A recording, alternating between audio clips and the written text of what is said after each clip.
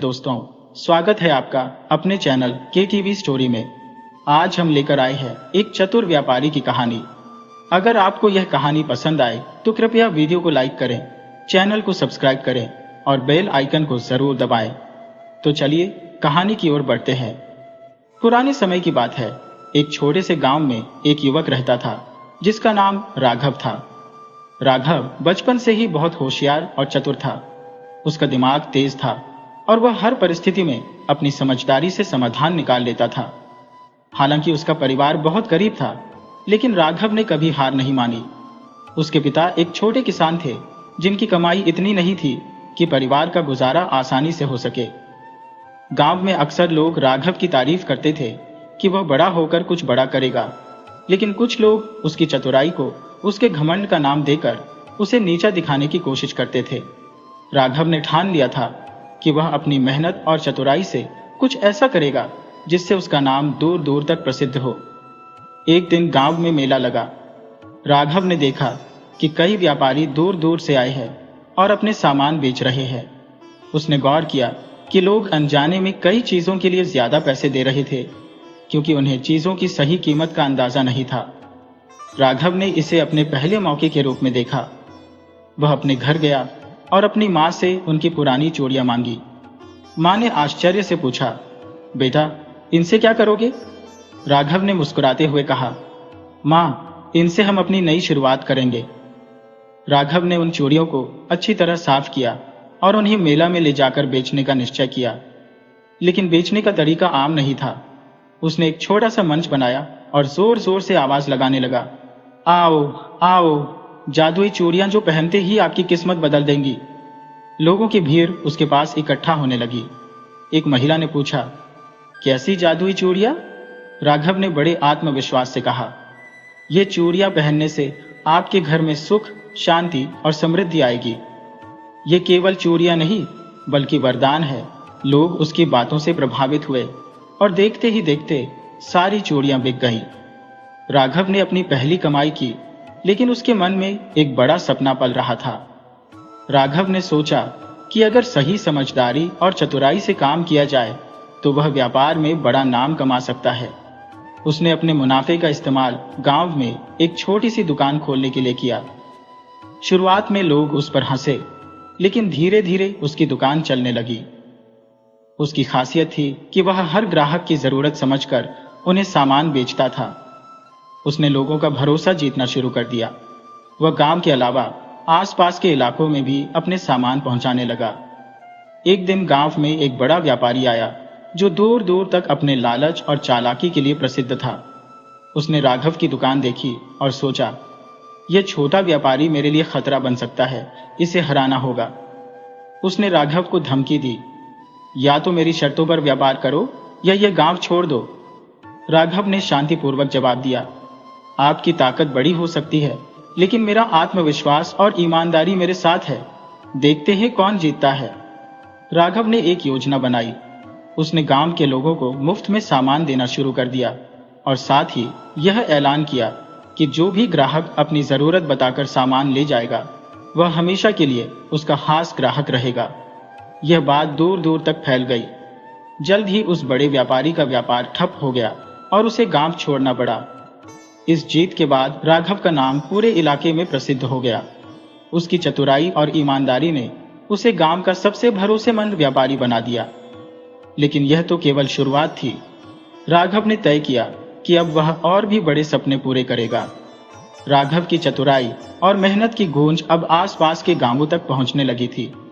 उसने तय किया कि सिर्फ अपने गांव तक सीमित रहना सही नहीं होगा। उसने अपने मुनाफे का इस्तेमाल करके एक बैलगाड़ी खरीदी और उसमें सामान भरकर पास के गांवों में बेचने जाने लगा। राघव ने हर गांव के लोगों की जरूरतें समझने की कोशिश की। उसने देखा कि एक गांव में खेती के औजारों की कमी है, दूसरे गांव में सस्ते कपड़ों की मांग है और कहीं अच्छी गुणवत्ता के अनाज की जरूरत है। उसने अपने व्यापार को इन जरूरतों के आधार पर ढाल लिया।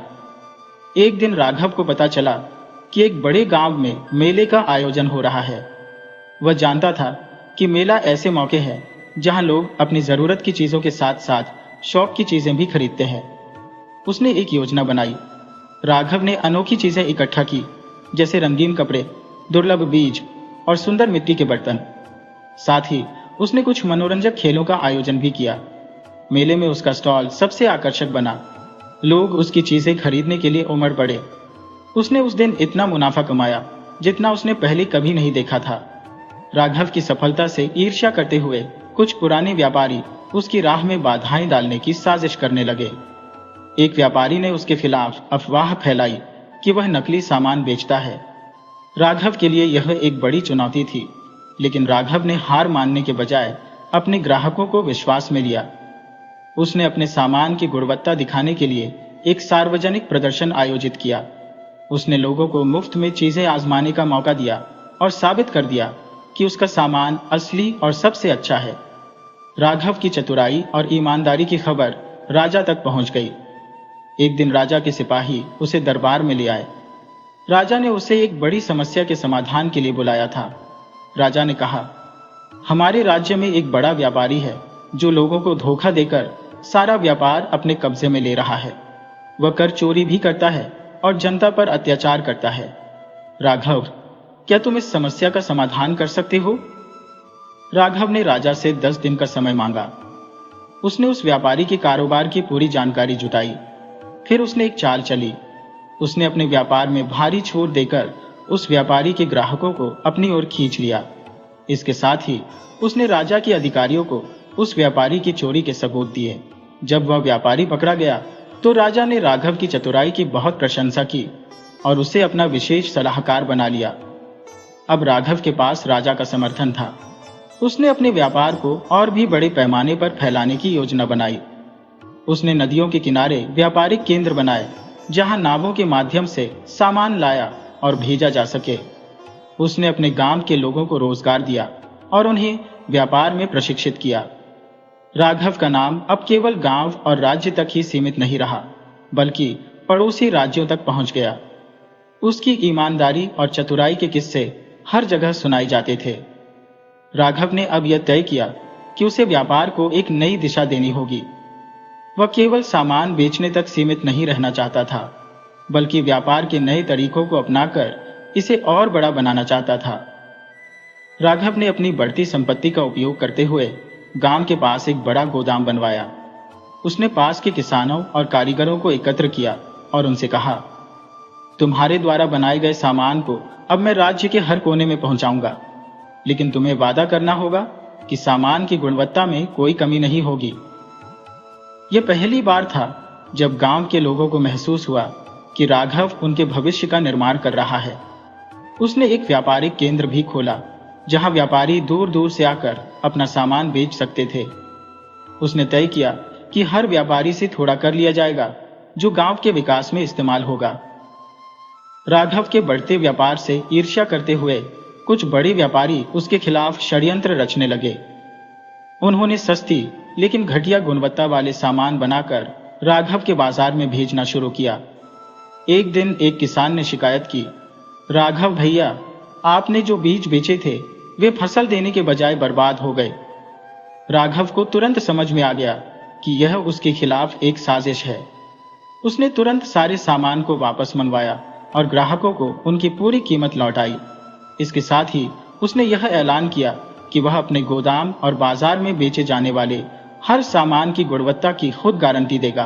राघव ने सोचा कि अब समय आ गया है कि व्यापार को और बढ़ावा दिया जाए। उसने एक भव्य व्यापारिक मेले का आयोजन किया।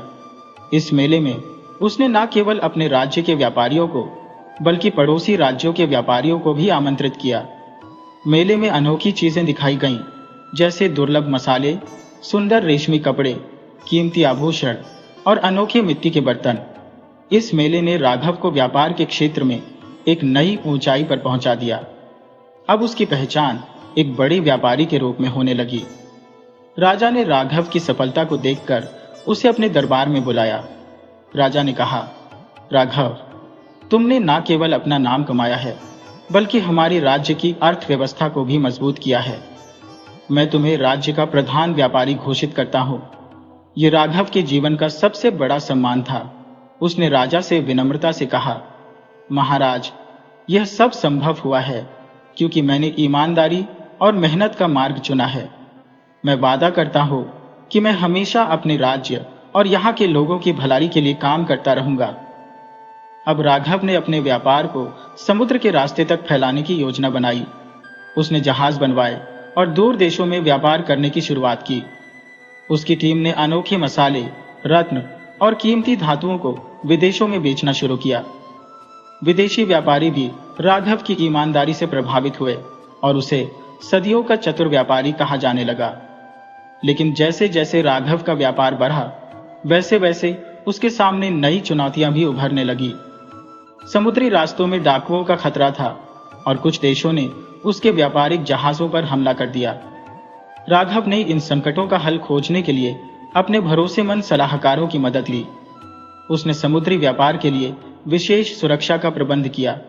उसने डाकुओं को हराने के लिए एक मजबूत टीम तैयार की और अपने जहाजों को सुरक्षित रास्तों पर चलाने की योजना बनाई। कुछ वर्षों में राघव ने व्यापार का ऐसा साम्राज्य खड़ा कर दिया जिसकी तुलना किसी से नहीं हो सकती थी। उसके बाजारों में हर तरह का सामान मिलता था। लोगों ने उसे व्यापार का सम्राट कहना शुरू कर दिया। राघव ने अब अपने व्यापार को इतनी ऊंचाई पर पहुंचा दिया था कि हर तरफ उसका नाम लिया जाता था। राजा और प्रजा दोनों उसकी चतुराई और ईमानदारी के कायल थे। लेकिन जैसे जैसे उसका व्यापार बढ़ा, वैसे वैसे नई चुनौतियां भी सामने आने लगी।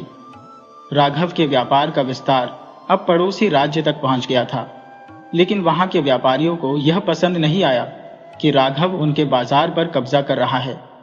उन्होंने राघव के व्यापारिक काफिले पर हमला करने और उसके सामान को लूटने की साजिश रची। एक दिन जब राघव का काफिला पड़ोसी राज्य में प्रवेश कर रहा था, तो डाकुओं ने उस पर धावा बोल दिया। लेकिन राघव ने पहले ही इसके लिए तैयारियां कर रखी थी। उसने अपने काफिले के साथ प्रशिक्षित सुरक्षा गार्ड तैनात किए थे। डाकू हार गए और राघव ने उनका पीछा करते हुए उनके मुख्य ठिकाने तक पहुंचकर उन्हें गिरफ्तार करवाया।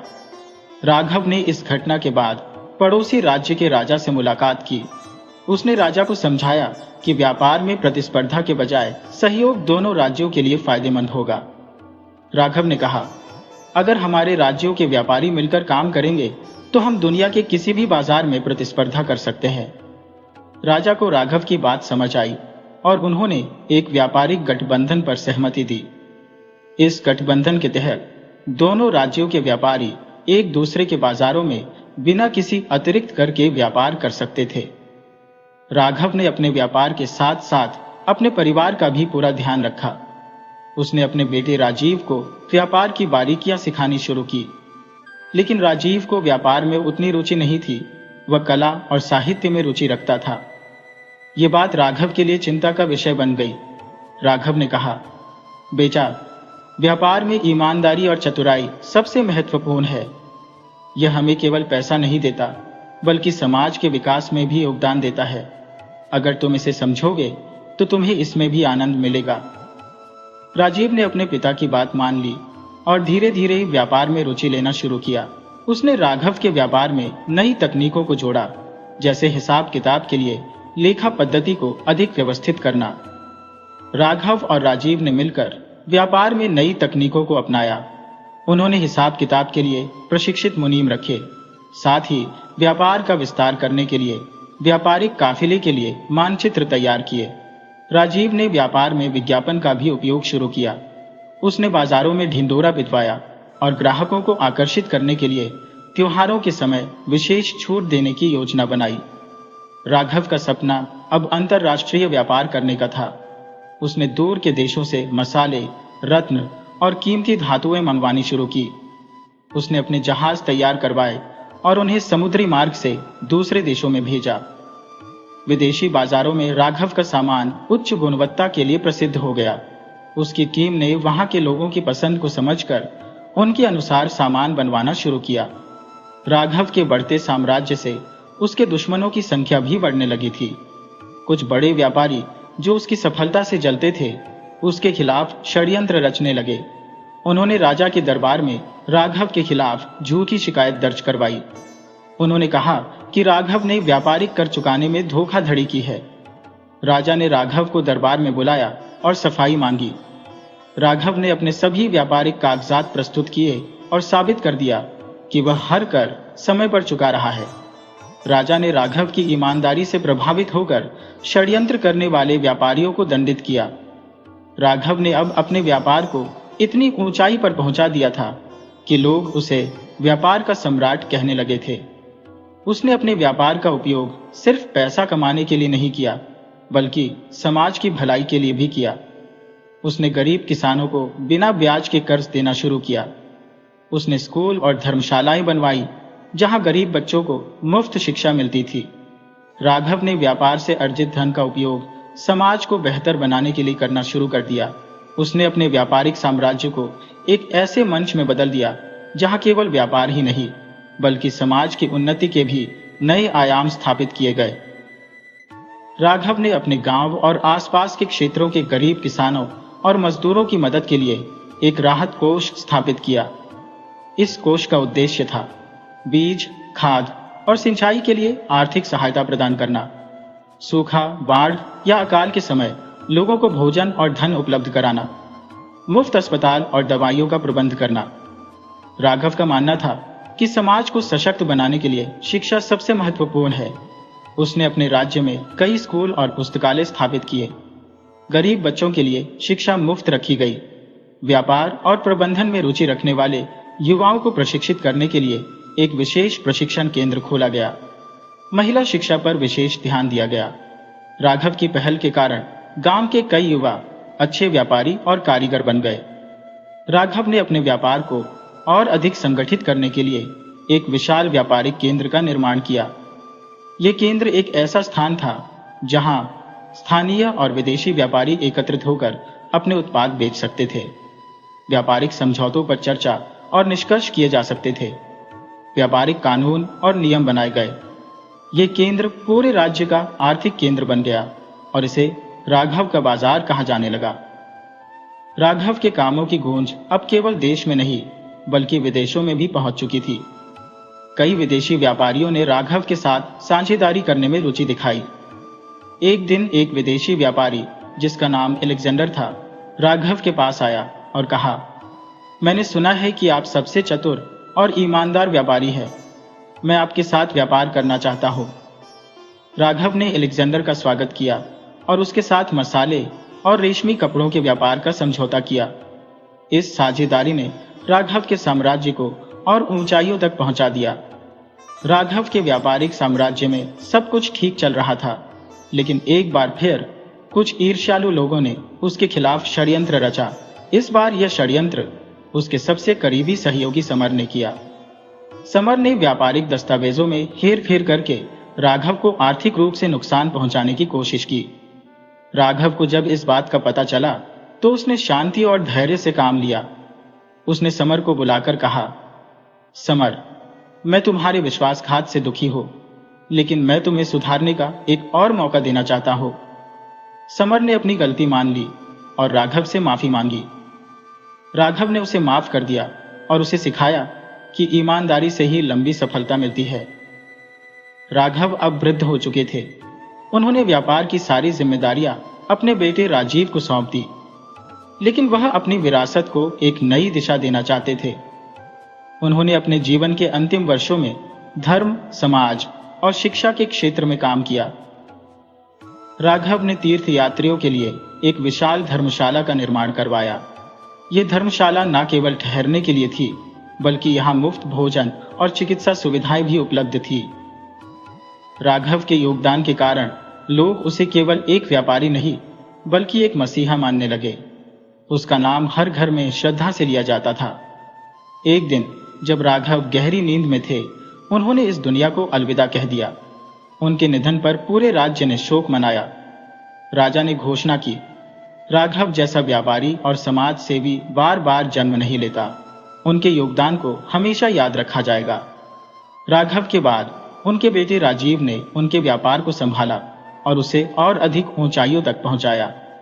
राघव का नाम एक ऐसे चतुर व्यापारी के रूप में अमर हो गया, जिसने न केवल व्यापार में चतुराई दिखाई, बल्कि अपने समाज को नई दिशा दी। राघव की मृत्यु के बाद राजीव ने पिता के व्यापारिक साम्राज्य को और अधिक मजबूत किया। राघव ने जो नींव रखी थी, राजीव ने उसे अपने तरीके से और ऊंचाइयों तक पहुंचाया। राजीव को अपनी सोच में क्रांतिकारी बदलाव लाने का साहस था और यही उसकी सफलता का राज था। राजीव ने अपने पिता के व्यापार को और आधुनिक बनाने के लिए कई नए कदम उठाए। उसने व्यापार में तकनीकी सुधारों की शुरुआत की जो उसके समय से काफी आगे थे। राजीव ने अपने व्यापार को डिजिटल प्लेटफॉर्म पर लाने का निर्णय लिया। उस समय यह एक अनोखी और साहसी पहल थी, लेकिन राजीव का आत्मविश्वास मजबूत था। उसने एक वेबसाइट बनाई जहां ग्राहक बिना बाजार आए सीधे सामान मंगवा सकते थे। इसके लिए उन्होंने खास तकनीकी टीम बनाई जो सॉफ्टवेयर और डिजिटल मार्केटिंग पर काम करती थी। राजीव ने आपूर्ति श्रृंखला को और भी व्यवस्थित बनाने के लिए स्वचालन प्रणाली लागू की। इससे माल की डिलीवरी तेज और सटीक हो गई और ग्राहकों का विश्वास और बढ़ा। राजीव ने वैश्विक व्यापार में कदम रखने का विचार किया। उसने विभिन्न देशों से संपर्क किया और नए व्यापारिक समझौतों की शुरुआत की। उसने यूरोप, अफ्रीका और मध्य पूर्व के देशों में व्यापार बढ़ाया, जिससे राघव का साम्राज्य वैश्विक स्तर पर स्थापित हुआ। राजीव ने अपने पिता की तरह समाज की सेवा में भी कदम बढ़ाए। उसने कुछ खास पहल की जिनसे लोगों का जीवन बदल गया। राजीव ने पिता द्वारा स्थापित स्कूलों और अस्पतालों का विस्तार किया। उन्होंने गांव-गांव में स्वास्थ्य शिविर आयोजित किए, जहां गरीब लोगों को मुफ्त इलाज मिलता था। उन्होंने नई शिक्षा योजनाओं को लागू किया, जिससे ग्रामीण इलाकों में बच्चों को गुणवत्तापूर्ण शिक्षा मिल सकी। राजीव ने महिलाओं को सशक्त बनाने के लिए कई योजनाएं शुरू की। उसने विशेष रूप से ग्रामीण क्षेत्रों में महिलाओं के लिए प्रशिक्षण केंद्र स्थापित किए, जहां उन्हें सिलाई, बुनाई और अन्य हस्तशिल्प में कौशल प्रदान किया जाता था। राजीव ने महिलाओं के लिए विशेष आरण योजनाएं बनाई ताकि वे अपना छोटा व्यवसाय शुरू कर सकें। राजीव ने व्यापार में नई तकनीकों के कारण कई नए रोजगार के अवसर उत्पन्न किए। उसने युवाओं के लिए विशेष प्रशिक्षण कार्यक्रम शुरू किए, जिसमें उन्हें व्यापारिक और तकनीकी कौशल सिखाए जाते थे। राजीव के नेतृत्व में राघव का व्यापार साम्राज्य अब पूरी दुनिया में प्रसिद्ध हो गया था। उसे विभिन्न देशों से सम्मान मिलने लगे। राजीव को कई देशों से व्यापार और समाज सेवा के लिए उत्कृष्टता पुरस्कार मिला। उसने इन पुरस्कारों को सिर्फ अपनी मेहनत का परिणाम नहीं, बल्कि अपने पिता राघव की दी हुई शिक्षा का परिणाम माना। राजीव का जीवन भी एक सशक्त उदाहरण बन गया। उसने कभी भी अपने पिता की विरासत को अपनी पहचान से परे नहीं माना, बल्कि उस पर गर्व किया। वह हमेशा यह कहता था, मेरे पिता ने मुझे व्यापार के सिद्धांतों को सिखाया, लेकिन मेरी असली प्रेरणा तो वे थे जिन्होंने समाज में बदलाव लाने का सपना देखा था। राजीव के नेतृत्व में व्यापार तो फल फूल रहा था, लेकिन वह हमेशा अपने समाज की सेवा में लगा रहता था। उसने बहुत से वृद्ध आश्रमों और अनाथालयों का दौरा किया और वहां सुविधाएं बढ़ाईं। राजीव के व्यापार साम्राज्य का उद्देश्य केवल मुनाफा कमाना नहीं था, बल्कि समाज में स्थायी परिवर्तन लाना भी था। उसकी योजनाओं ने न केवल उसके राज्य को, बल्कि पूरे देश को एक नई दिशा दी। राजीव ने पर्यावरण को ध्यान में रखते हुए सस्टेनेबल व्यापार मॉडल लागू किया। उसने अपने व्यापार में ऊर्जा संरक्षण और कचरा प्रबंधन की तकनीकों को अपनाया। उसने अपने उत्पादों में पर्यावरण अनुकूल सामग्री का उपयोग किया और ग्राहकों को भी पर्यावरण के प्रति जागरूक किया। राघव अब वृद्ध हो चुके थे।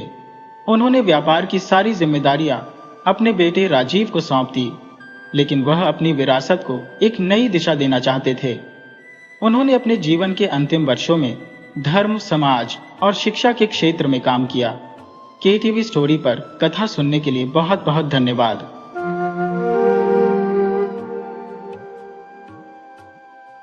इस दुनिया में अगर सबसे बुरी बात है तो वह है हमारी गरीबी। ये गरीबी ना हमें जीने देती है और ना हमें मरने देती है। गरीबी की वजह से न जाने कितने लोग रात को भूखे सो जाते हैं और भूख और बेबसी के सिवा कुछ नहीं मिलता। दोस्तों, गरीबी की वजह से अपने सपनों का टूटना और संघर्षों की अटूट दास्तान वह सच्चाई है जो भूख, बेरोजगारी और बेबसी के अंधेरे में लाखों जिंदगियों को अधोगति में धकेल देती है।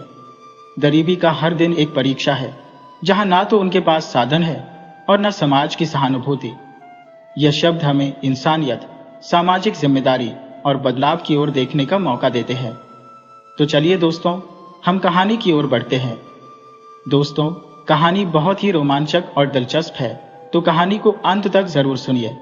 और अगर कहानी पसंद आए तो हमारे वीडियो को लाइक करें और चैनल को सब्सक्राइब जरूर करें।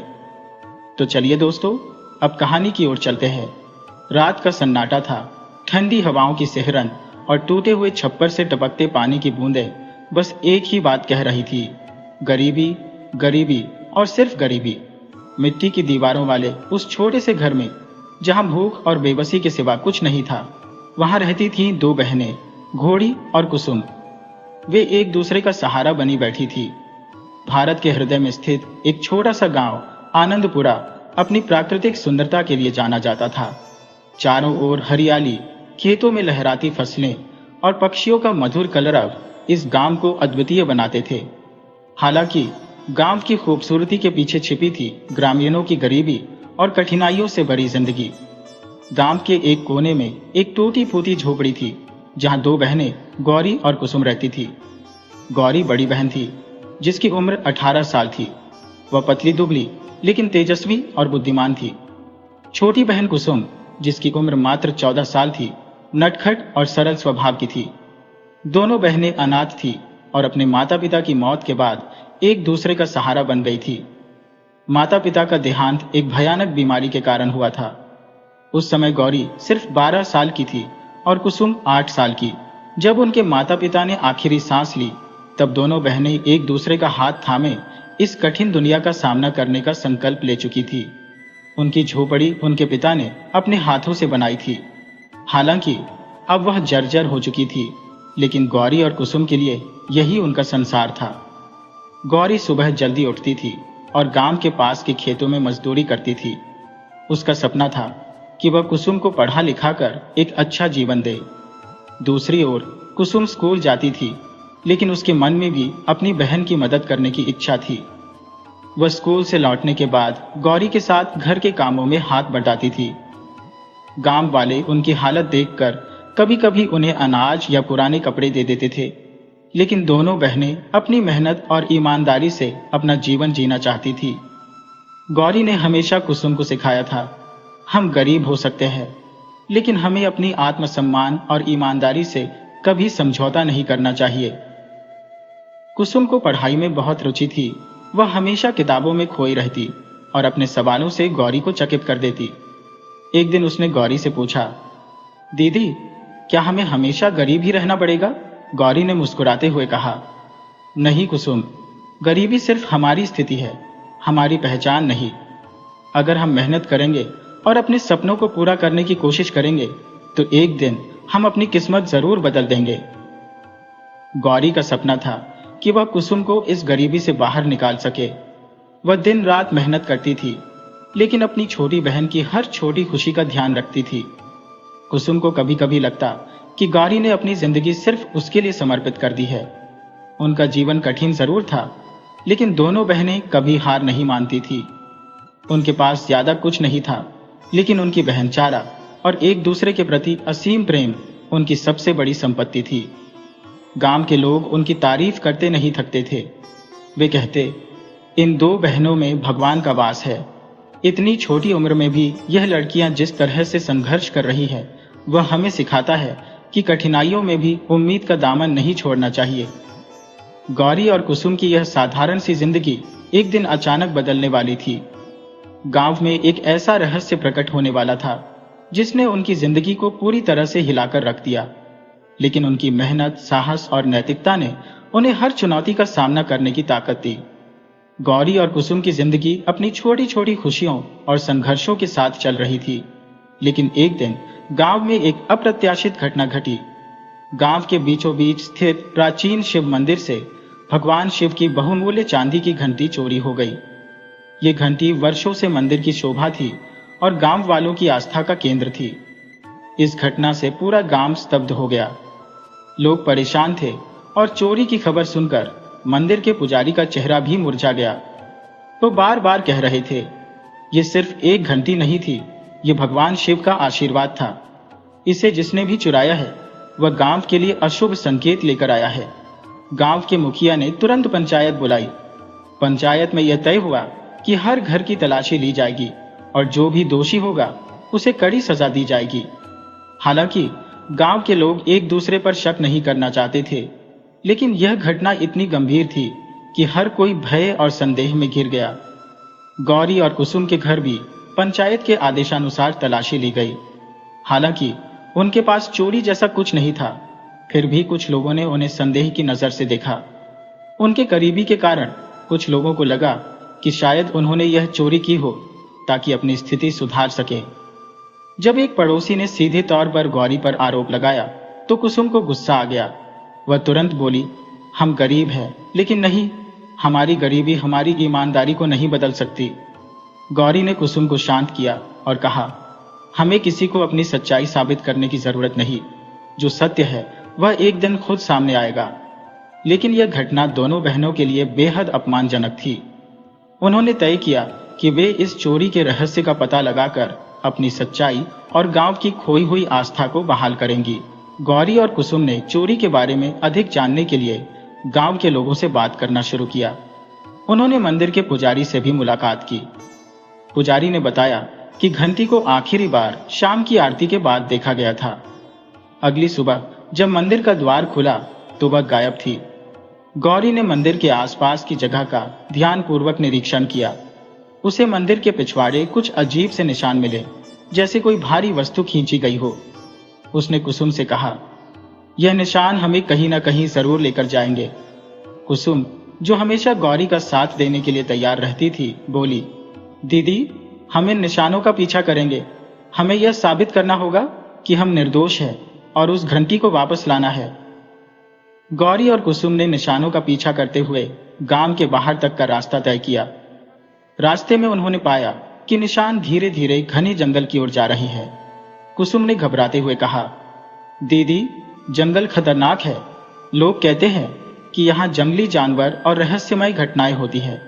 गौरी ने कुसुम को दिलासा देते हुए कहा, डरने की जरूरत नहीं, भगवान शिव हमारे साथ है।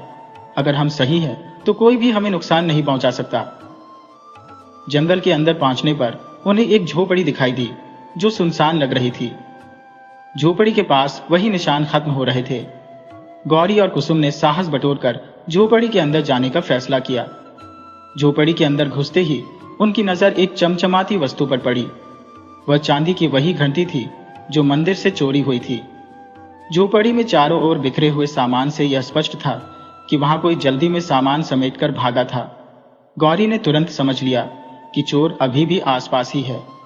लेकिन क्या वह अकेला है? क्या उसके पीछे कोई और बड़ी योजना है?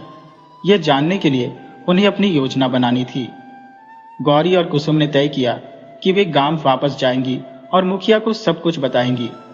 लेकिन झोपड़ी से बाहर निकलते ही उन्होंने झाड़ियों के पीछे कुछ हलचल महसूस की। क्या यह चोर था या कोई और?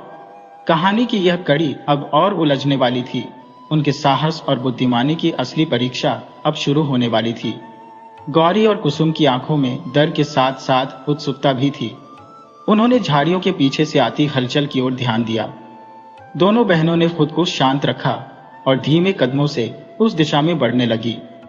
जैसे ही वे करीब पहुंची, उन्हें महसूस हुआ कि कोई व्यक्ति वहां छिपा हुआ था। गौरी ने फुसफुसाकर कहा, चुपचाप झाड़ियों के पीछे झांक कर देखो। कुसुम ने सिर हिलाया और धीरे धीरे झाड़ियों के पास पहुंची। वहां एक अधेड़ उम्र का व्यक्ति था जिसके कपड़े मैले कुचले थे और चेहरा घबराहट से भरा हुआ था। कुसुम ने लौटकर गौरी को बताया, दीदी, ये आदमी अजीब लग रहा है। उसके पास एक बड़ा थैला भी है। गौरी ने तुरंत समझ लिया कि यह व्यक्ति ही चोरी का मास्टरमाइंड हो सकता है। गौरी ने फुर्ती से सोचा और एक योजना बनाई। उन्होंने पास के एक पत्थर को उठाया और उसे जोर से दूसरी दिशा में फेंक दिया, जिससे झाड़ियों में जोर की आवाज हुई। जैसे ही वह आदमी उस आवाज की ओर देखने के लिए उठा, गौरी और कुसुम ने तुरंत झोपड़ी में रखी चांदी की घंटी उठा ली और वहां से भाग निकली। गौरी और कुसुम ने घंटी को अपने कपड़े में लपेट लिया ताकि उसकी आवाज से कोई उनका पीछा ना कर सके। जंगल घना था, रास्ता अनजान था, लेकिन उनके दिल में हौसला था। कुसुम ने थकी हुई आवाज में कहा, दीदी, क्या हम सही में यहां से बाहर निकल पाएंगे? गौरी ने मुस्कुराते हुए कहा, डरने की जरूरत नहीं। अगर हमारे इरादे मजबूत हैं तो कोई भी चुनौती हमें रोक नहीं सकती। जंगल में चलते चलते उन्हें दूर से किसी के पैरों की आवाज सुनाई दी। ये वही व्यक्ति था जो उनके पीछे आ रहा था। गौरी ने तुरंत एक बड़ा पेड़ देखा और कुसुम से कहा, हम इस पेड़ के पीछे छिप जाएंगे। दोनों बहनों ने पेड़ के पीछे छिपकर देखा कि वह व्यक्ति इधर उधर देख रहा था और गुस्से में बड़बड़ा रहा था। कौन थे ये? मेरे काम में बाधा डालने की हिम्मत कैसे की? किसी तरह से उस आदमी को चकमा देकर गौरी और कुसुम जंगल से बाहर निकली। उनकी सांसें फूल रही थी, लेकिन उनके चेहरे पर संतोष था। उन्होंने गांव पहुंचकर तुरंत मुखिया को सारी बात बताई। मुखिया ने पंचायत बुलाई और गांव के सभी लोगों को इस घटना के बारे में बताया। गौरी और कुसुम ने चांदी की घंटी मुखिया को सौंपी। जैसे ही गांव वालों ने यह देखा, वे दोनों बहनों की ईमानदारी और साहस की प्रशंसा करने लगे। मुखिया ने कहा, ये बहनें भले ही गरीब हो, लेकिन इनके दिल अमीर हैं। हमें इनसे प्रेरणा लेनी चाहिए। पंचायत ने गांव के कुछ युवाओं को जंगल में भेजा। उन्होंने वहां से उस व्यक्ति को पकड़ लिया। जब उससे पूछताछ की गई तो उसने बताया कि वह गांव का ही एक पुराना निवासी था, जिसने गरीबी और लालच में यह चोरी की थी। गांव वालों ने उसे दंड दिया और फैसला किया कि इस घटना से हर किसी को सीख लेनी चाहिए। गौरी और कुसुम ने अपनी सच्चाई और हिम्मत से गांव वालों का दिल जीत लिया। मुखिया ने गौरी को एक नौकरी दिलाने में मदद की, जिससे उनकी आर्थिक स्थिति में सुधार हुआ। कुसुम को पढ़ाई के लिए एक सरकारी छात्रवृत्ति मिली। गौरी और कुसुम की बहादुरी से गांव को चांदी की घंटी तो वापस मिल गई थी, लेकिन सवाल यह था कि आखिर यह चोरी क्यों और कैसे हुई। पकड़े गए व्यक्ति ने पंचायत में अपनी बात स्वीकार की, लेकिन उसकी बातों से कुछ और बड़े रहस्य सामने आने वाले थे। पंचायत में मुखिया ने आरोपी से सख्ती से पूछा, तूने मंदिर से घंटी क्यों चुराई? ये गांव के लिए पवित्र चीज है। आरोपी ने सिर झुकाते हुए कहा, मुझे माफ कर दो, मैं मजबूर था, मेरी हालत खराब थी, लेकिन यह सब मैंने अकेले नहीं किया। मुझे इस काम के लिए उकसाया गया था। गांव वाले यह सुनकर हैरान हो गए। एक वृद्ध किसान ने पूछा, किसने तुझे ऐसा करने को कहा? सच सच बता। आरोपी ने धीरे धीरे बताया, गांव के पास के शहर में एक व्यापारी है। वह मुझे कुछ समय पहले मिला और कहा कि अगर मैं मंदिर की घंटी चुराकर उसे लाकर दूं तो वह मुझे मोटी रकम देगा। उसने कहा कि वह घंटी को पिघलाकर चांदी बेच देगा। मुखिया ने गुस्से में कहा, उस व्यापारी का नाम बता, हम उसे भी सजा दिलवाएंगे। आरोपी ने कहा, उसका नाम रामलाल है। वह शहर में एक बड़ा सुनार है, लेकिन उसने मुझे धमकी भी दी थी कि अगर मैंने उसे धोखा दिया तो वह मुझे और मेरे परिवार को नुकसान पहुंचाएगा। इसलिए मैंने डर के कारण यह काम किया। गौरी ने मुखिया से कहा, हमने घंटी तो वापस ला दी, लेकिन अगर उस व्यापारी को सबक नहीं सिखाया गया तो वह और भी गरीबों को लालच देकर गलत काम करवाएगा। हमें इस मामले को गहराई से सुलझाना होगा। मुखिया ने सहमति जताई और कहा, हम शहर के प्रशासन से मदद मांगेंगे। रामलाल को उसके कर्मों की सजा जरूर मिलेगी। मुखिया ने गांव के कुछ युवाओं के साथ गौरी और कुसुम को शहर भेजा। वहां उन्होंने पुलिस के साथ मिलकर रामलाल के खिलाफ सबूत जुटाने का काम शुरू किया। गौरी और कुसुम ने जंगल में मिली झोपड़ी और आरोपी के बयान का इस्तेमाल करते हुए पुलिस को मामले की पूरी जानकारी दी। पुलिस ने रामलाल के ठिकाने पर छापा मारा। छापे के दौरान पुलिस को चोरी का और भी सामान मिला, जो उसने दूसरे गांवों से चुरवाया था। रामलाल को गिरफ्तार कर लिया गया। जब पुलिस ने उसे जनता के सामने पेश किया तो गौरी और कुसुम की हिम्मत की तारीफ की गई। गांव में लौटने पर गौरी और कुसुम का भव्य स्वागत हुआ। मुखिया ने गांव के मंदिर में विशेष पूजा का आयोजन करवाया और गौरी और कुसुम को सम्मानित किया। उन्होंने कहा, इन दोनों बहनों ने यह साबित कर दिया कि ईमानदारी और साहस से कोई भी कठिनाई सुलझा जा सकती है। गौरी ने सबके सामने कहा, यह सिर्फ हमारी जीत नहीं है, बल्कि पूरे गांव की जीत है। हम गरीब जरूर हैं, लेकिन हमारी नैतिकता हमारी सबसे बड़ी ताकत है। हमें अपने बच्चों को यही सिखाना चाहिए कि सच के रास्ते पर चलना हमेशा सही होता है।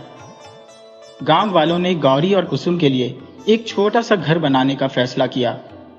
गौरी को गांव के स्कूल में पढ़ाने का काम सौंपा गया और कुसुम को अपनी पढ़ाई जारी रखने का मौका मिला। गौरी और कुसुम के साहस और ईमानदारी ने न केवल गांव में बल्कि आसपास के क्षेत्रों में भी एक मिसाल कायम की थी। रामलाल जैसे शक्तिशाली व्यापारी को गिरफ्तार करके पुलिस ने साबित कर दिया था कि कानून से बड़ा कोई नहीं। अब गांव और बहनों के जीवन में सकारात्मक बदलाव आने शुरू हो गए थे। रामलाल की गिरफ्तारी और चांदी की घंटी के वापस आने के उपलक्ष्य में गांव में एक बड़ा उत्सव आयोजित किया गया। मंदिर को फूलों से सजाया गया और पूरे गांव ने मिलकर विशेष पूजा की। इस मौके पर मुखिया ने गौरी और कुसुम को मंच पर बुलाया और उनकी तारीफ करते हुए कहा, इन बहनों ने हमें दिखाया कि गरीबी सिर्फ संसाधनों की कमी है, लेकिन ईमानदारी और साहस से हम किसी भी समस्या का समाधान कर सकते हैं। ये गांव इनकी बहादुरी को हमेशा याद रखिएगा। गौरी ने सभी के सामने कहा, हमने जो किया वह हमारा कर्तव्य था। अगर किसी को मदद की जरूरत हो तो हमें हमेशा एकजुट रहना चाहिए। यही हमारी असली ताकत है। मुखिया ने गौरी को गांव के स्कूल में पढ़ाने का काम दिलवाया। अब वह बच्चों को न केवल पढ़ाई में मदद करती थी, बल्कि नैतिक मूल्यों की शिक्षा भी देती थी। कुसुम को एक स्थानीय संस्था से छात्रवृत्ति मिली, जिससे वह अपनी पढ़ाई जारी रख सकी। गौरी ने अपनी पहली तनख्वाह से एक किताब खरीदी और कुसुम को दी। कुसुम ने मुस्कुराते हुए कहा, दीदी, अब मैं भी पढ़ लिख कर कुछ बनूंगी और आपकी तरह गांव का नाम रोशन करूंगी। इस घटना के बाद गांव में कई सुधार हुए। मुखिया और पंचायत ने मिलकर एक समिति बनाई जो गरीबों की मदद करने के लिए काम करती थी। अब किसी को मजबूरी में गलत रास्ता अपनाने की जरूरत नहीं थी। गांव के युवा भी गौरी और कुसुम से प्रेरित होकर नई योजनाएं बनाने लगे। उन्होंने मिलकर एक छोटा पुस्तकालय बनाया जहां बच्चे और बड़े दोनों पढ़ाई कर सकते थे। रामलाल को उसके अपराधों के लिए अदालत से कठोर सजा मिली। गांव और आसपास के इलाकों में यह खबर फैल गई। लोगों ने सीखा कि गलत कामों का नतीजा हमेशा बुरा होता है। गौरी और कुसुम की कहानी पूरे गांव के लिए प्रेरणा बन गई। लोग अब एकजुट होकर काम करते और एक दूसरे की मदद करते थे। गौरी ने गांव के बच्चों को सिखाया, सच और ईमानदारी का रास्ता कठिन हो सकता है, लेकिन यह हमेशा सही होता है। गौरी और कुसुम की जिंदगी में अब एक नया अध्याय शुरू हो चुका था। उनकी बहादुरी और सच्चाई ने उन्हें न केवल गांव के सम्मान का पात्र बनाया था, बल्कि उनके जीवन को भी नई दिशा दी थी। गौरी को गांव के स्कूल में शिक्षक का काम मिला। उसने इसे पूरे दिल से स्वीकार किया और बच्चों को पढ़ाने के साथ साथ उन्हें नैतिकता और ईमानदारी का महत्व भी सिखाया। स्कूल में अब हर दिन बच्चे गौरी से नई कहानियां सुनने को उत्सुक रहते थे। वे कहानियां सिर्फ मनोरंजन के लिए नहीं होती थी, बल्कि उनमें जीवन के गहरे सबक छिपे होते थे। एक दिन गौरी ने बच्चों से कहा, तुम्हारी पढ़ाई ही तुम्हारी सबसे बड़ी ताकत है। अगर तुम शिक्षा हासिल करोगे तो तुम्हें जीवन में कोई बाधा रोक नहीं सकेगी। बच्चे उसकी बातें सुनकर प्रेरित होते और पढ़ाई में और अधिक मन लगाने लगे। दूसरी ओर कुसुम ने अपनी पढ़ाई को आगे बढ़ाने का फैसला किया। उसे एक संस्था से छात्रवृत्ति मिली, जिससे उसकी शिक्षा का खर्च पूरा हो सका। अब वह हर दिन स्कूल जाती और घर लौटकर गौरी के साथ पढ़ाई करती। एक रात जब दोनों बहनें चूल्हे के पास बैठी थी, कुसुम ने कहा, दीदी, मैं एक दिन डॉक्टर बनूंगी और गरीबों का इलाज करूंगी। तुमने सिखाया है कि हमें दूसरों की मदद करनी चाहिए। गौरी ने उसकी आंखों में चमक देखी और मुस्कुराते हुए कहा, तुम जो भी चाहो बन सकती हो, बस मेहनत और ईमानदारी से अपने रास्ते पर चलती रहो। गौरी और कुसुम की कहानी से प्रेरित होकर गांव में कई सकारात्मक बदलाव आने लगे। मुखिया और पंचायत ने मिलकर गांव में शिक्षा और स्वच्छता पर ध्यान देना शुरू किया। एक पुस्तकालय बनाया गया जहां बच्चे और बड़े पढ़ाई कर सकते थे। गांव के लोग अब एकजुट होकर काम करते और एक दूसरे की मदद करते थे। कोई भी भूखा नहीं सोता था और हर परिवार अपने बच्चों को स्कूल भेजने लगा। गौरी और कुसुम की उपलब्धियों के सम्मान में गांव ने पहली बार एक बड़ा उत्सव मनाने का निर्णय लिया। मंदिर में विशेष पूजा रखी गई और मुखिया ने कहा, गौरी और कुसुम ने हमें दिखाया कि गरीबी कोई अभिशाप नहीं है। अगर हम सच्चाई और साहस के रास्ते पर चलें तो हम अपनी तकदीर बदल सकते हैं।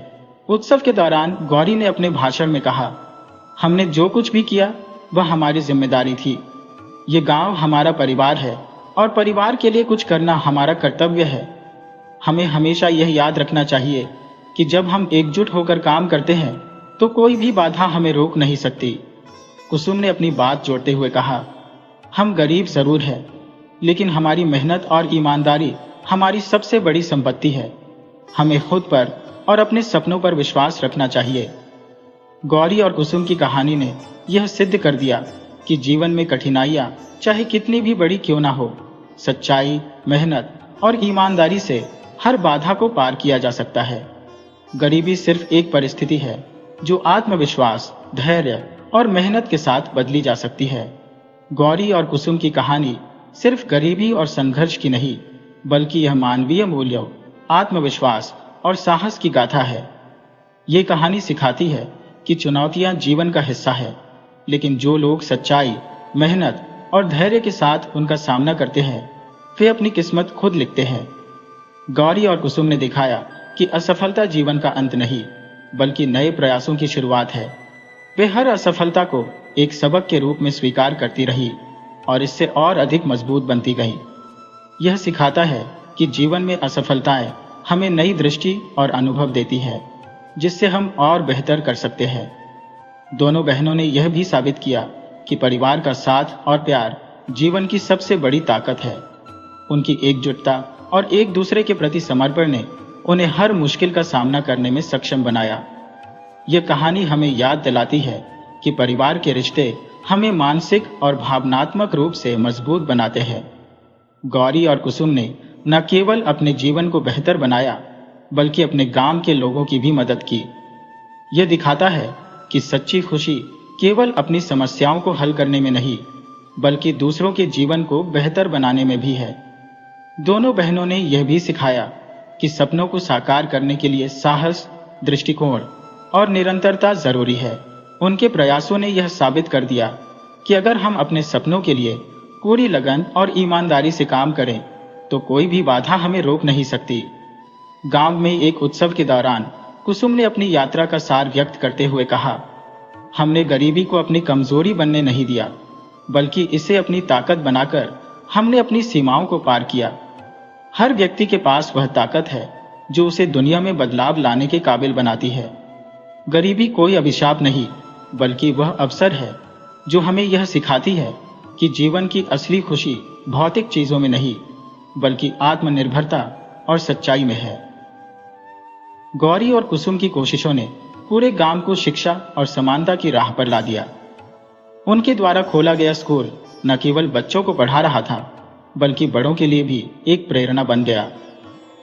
गांव में अब कोई भी बच्चा शिक्षा से वंचित नहीं था और हर कोई मिलजुल कर गांव की प्रगति के लिए काम कर रहा था। इस कहानी का सबसे बड़ा संदेश यह है कि जीवन में मुश्किलें हमें केवल और मजबूत बनाती हैं। सच्चाई, मेहनत और आत्मविश्वास से हर चुनौती को पार किया जा सकता है। गौरी और कुसुम की यह प्रेरणादायक कहानी हर व्यक्ति को यह सिखाती है कि सपनों की राह मुश्किल हो सकती है, लेकिन जो दिल में सच्चाई और हाथों में मेहनत का सहारा लेते हैं, वे अपने सपनों को हकीकत में बदल सकते हैं। अपने डर को हिम्मत से और अपनी गरीबी को मेहनत से हराएं। जब तक आप हार नहीं मानते, तब तक आपको कोई हरा नहीं सकता।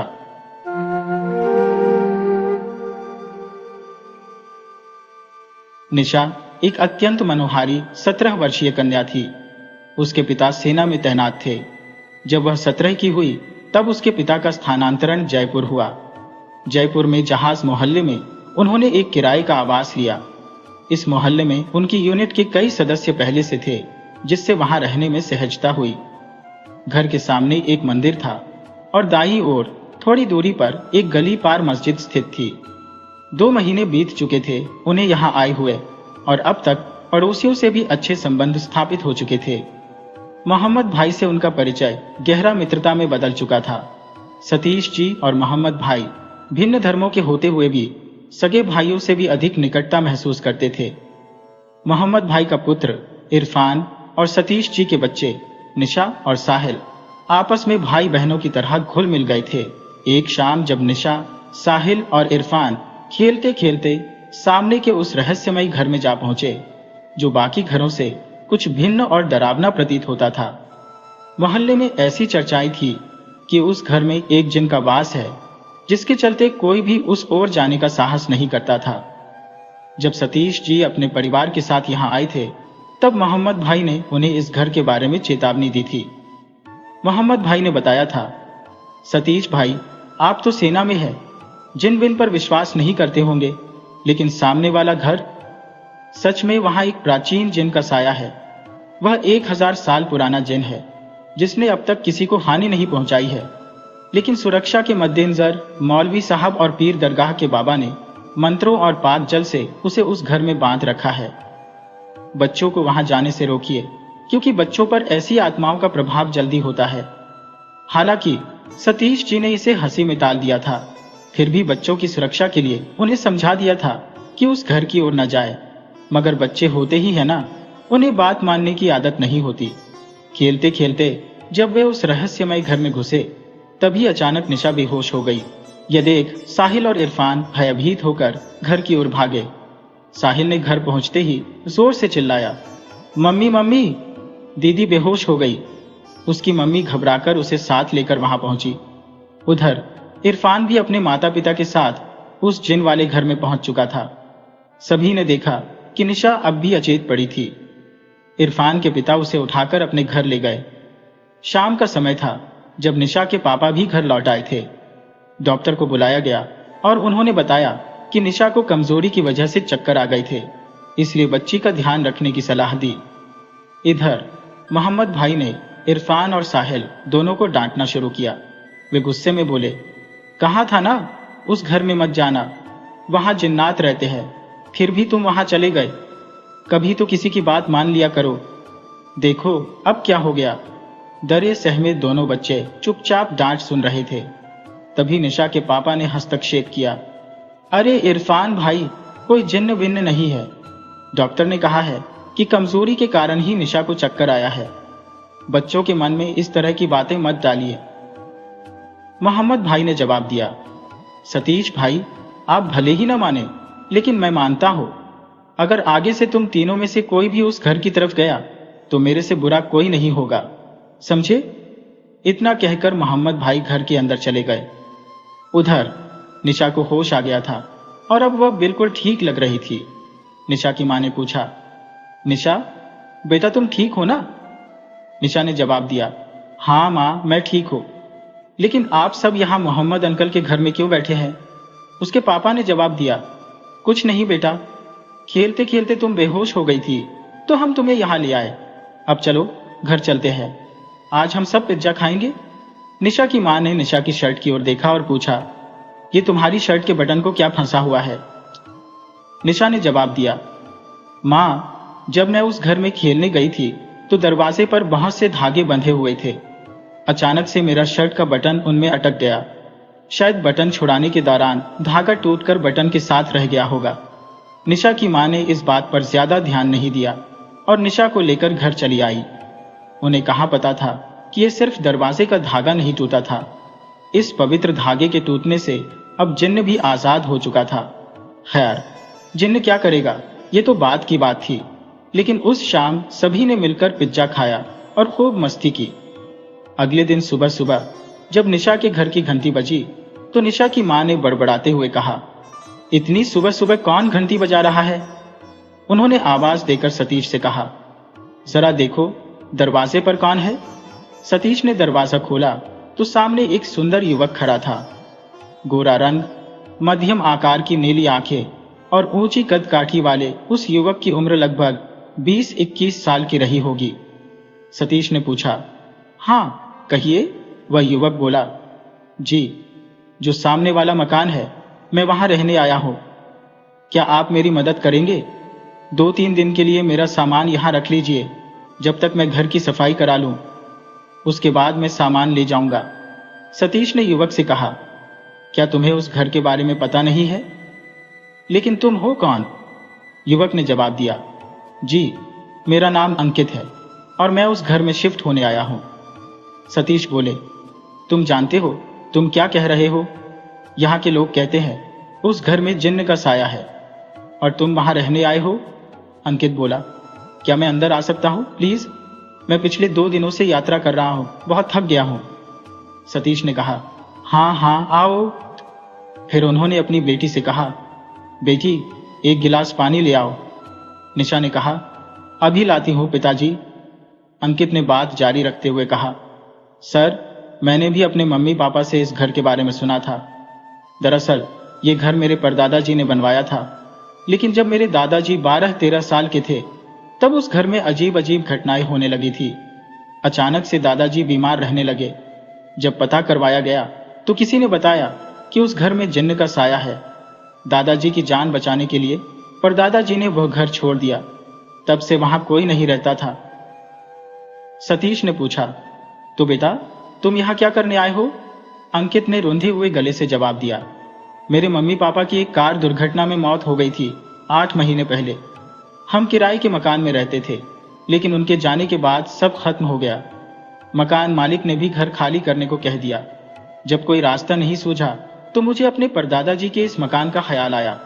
मुझे बस रहने के लिए एक घर चाहिए और अपने खुद के घर से बेहतर कोई जगह नहीं हो सकती। ये कहते कहते अंकित की आंखों में आंसू आ गए। सतीश जी ने अंकित से कहा, अरे बेटा तुम रो मत, मैं समझ सकता हूं तुम्हारी हालत। अगर तुम्हें उस घर में ही रहना है तो बस थोड़ा संभल कर रहना, और जहां तक सामान रखने की बात है तुम निश्चिंत होकर रख सकते हो। अंकित ने जवाब दिया, जी अंकल जी, वैसे तो मैं इन सब बातों पर यकीन नहीं करता, और मुझे लगता है कि जब हम किसी के साथ बुरा नहीं करेंगे तो हमारे साथ भी कुछ बुरा नहीं होगा। अच्छा अब मैं चलता हूं, आप प्लीज मेरा सामान देख लीजिए। पुष्पा, जो सतीश जी की पत्नी थी, दरवाजे के पास खड़ी यह सब सुन रही थी। जाने क्यों उन्हें अंकित कुछ अजीब सा लगा। उन्होंने सतीश से कहा, सुनिए जी, मुझे वो लड़का कुछ ठीक नहीं लग रहा। कुछ तो अजीब है उसमें। आपको उसका सामान रखने से मना कर देना चाहिए था। सतीश बोले, अरे भाई वो बेचारा इतनी मुसीबत में है और तुम हो कि यह सब बातें कर रही हो। हमें उसकी मदद करनी चाहिए। 2 दिन बाद अंकित ने फिर दरवाजा खटखटाया। इस बार दरवाजा निशा ने खोला। अंकित ने पूछा, अंकल जी घर पर है? निशा ने जवाब दिया, क्या काम है पापा से और आप कौन है? अंकित ने बताया, मेरा नाम अंकित है और मेरा कुछ सामान यहाँ रखा हुआ है, मैं वही लेने आया हूँ। निशा ने कहा, अच्छा तो तुम वही हो जिनका सामान पापा ने मेरे कमरे में रखा है। रुको मैं पापा को बुलाती हूँ। निशा ने दरवाजे से ही अपने पापा को आवाज लगाई, पापा कोई बाहर आया है। सतीश जी दरवाजे पर आए और बोले, अरे अंकित अंदर आओ, बाहर क्यों खड़े हो? अंकित बोला, बस अंकल जी सामान लेने आया हूं। सतीश जी ने पूछा, घर की सेटिंग हो गई सारी? अंकित ने जवाब दिया, हाँ अंकल जी, वो पिछले 2 दिनों से वही काम चल रहा था। आपने देखा ही होगा, जो भी मरम्मत करवानी थी सब हो गई है।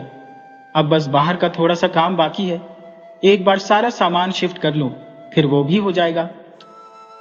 सतीश जी बोले, ठीक है, लेकिन बेटा तुम्हारा गुजर बसर कैसे होगा? कोई नौकरी वोकरी का सोचा है? अंकित ने जवाब दिया, जी अंकल जी, कल ही पापा के वकील का फोन आया था। उन्होंने बताया कि पापा ने मेरे नाम पर एक एफडी करवाई थी। साथ ही हमारी फैक्ट्री को एक बड़ी कंपनी फाइनेंस करना चाहती है। पापा का नाम काफी मशहूर था, तो उसी के आधार पर वो लोग बिजनेस को आगे बढ़ाना चाहते हैं 50% पार्टनरशिप में। इससे इनकम तो आ ही जाएगी और मैं यहीं पर एक नया बिजनेस शुरू करने की भी सोच रहा हूं।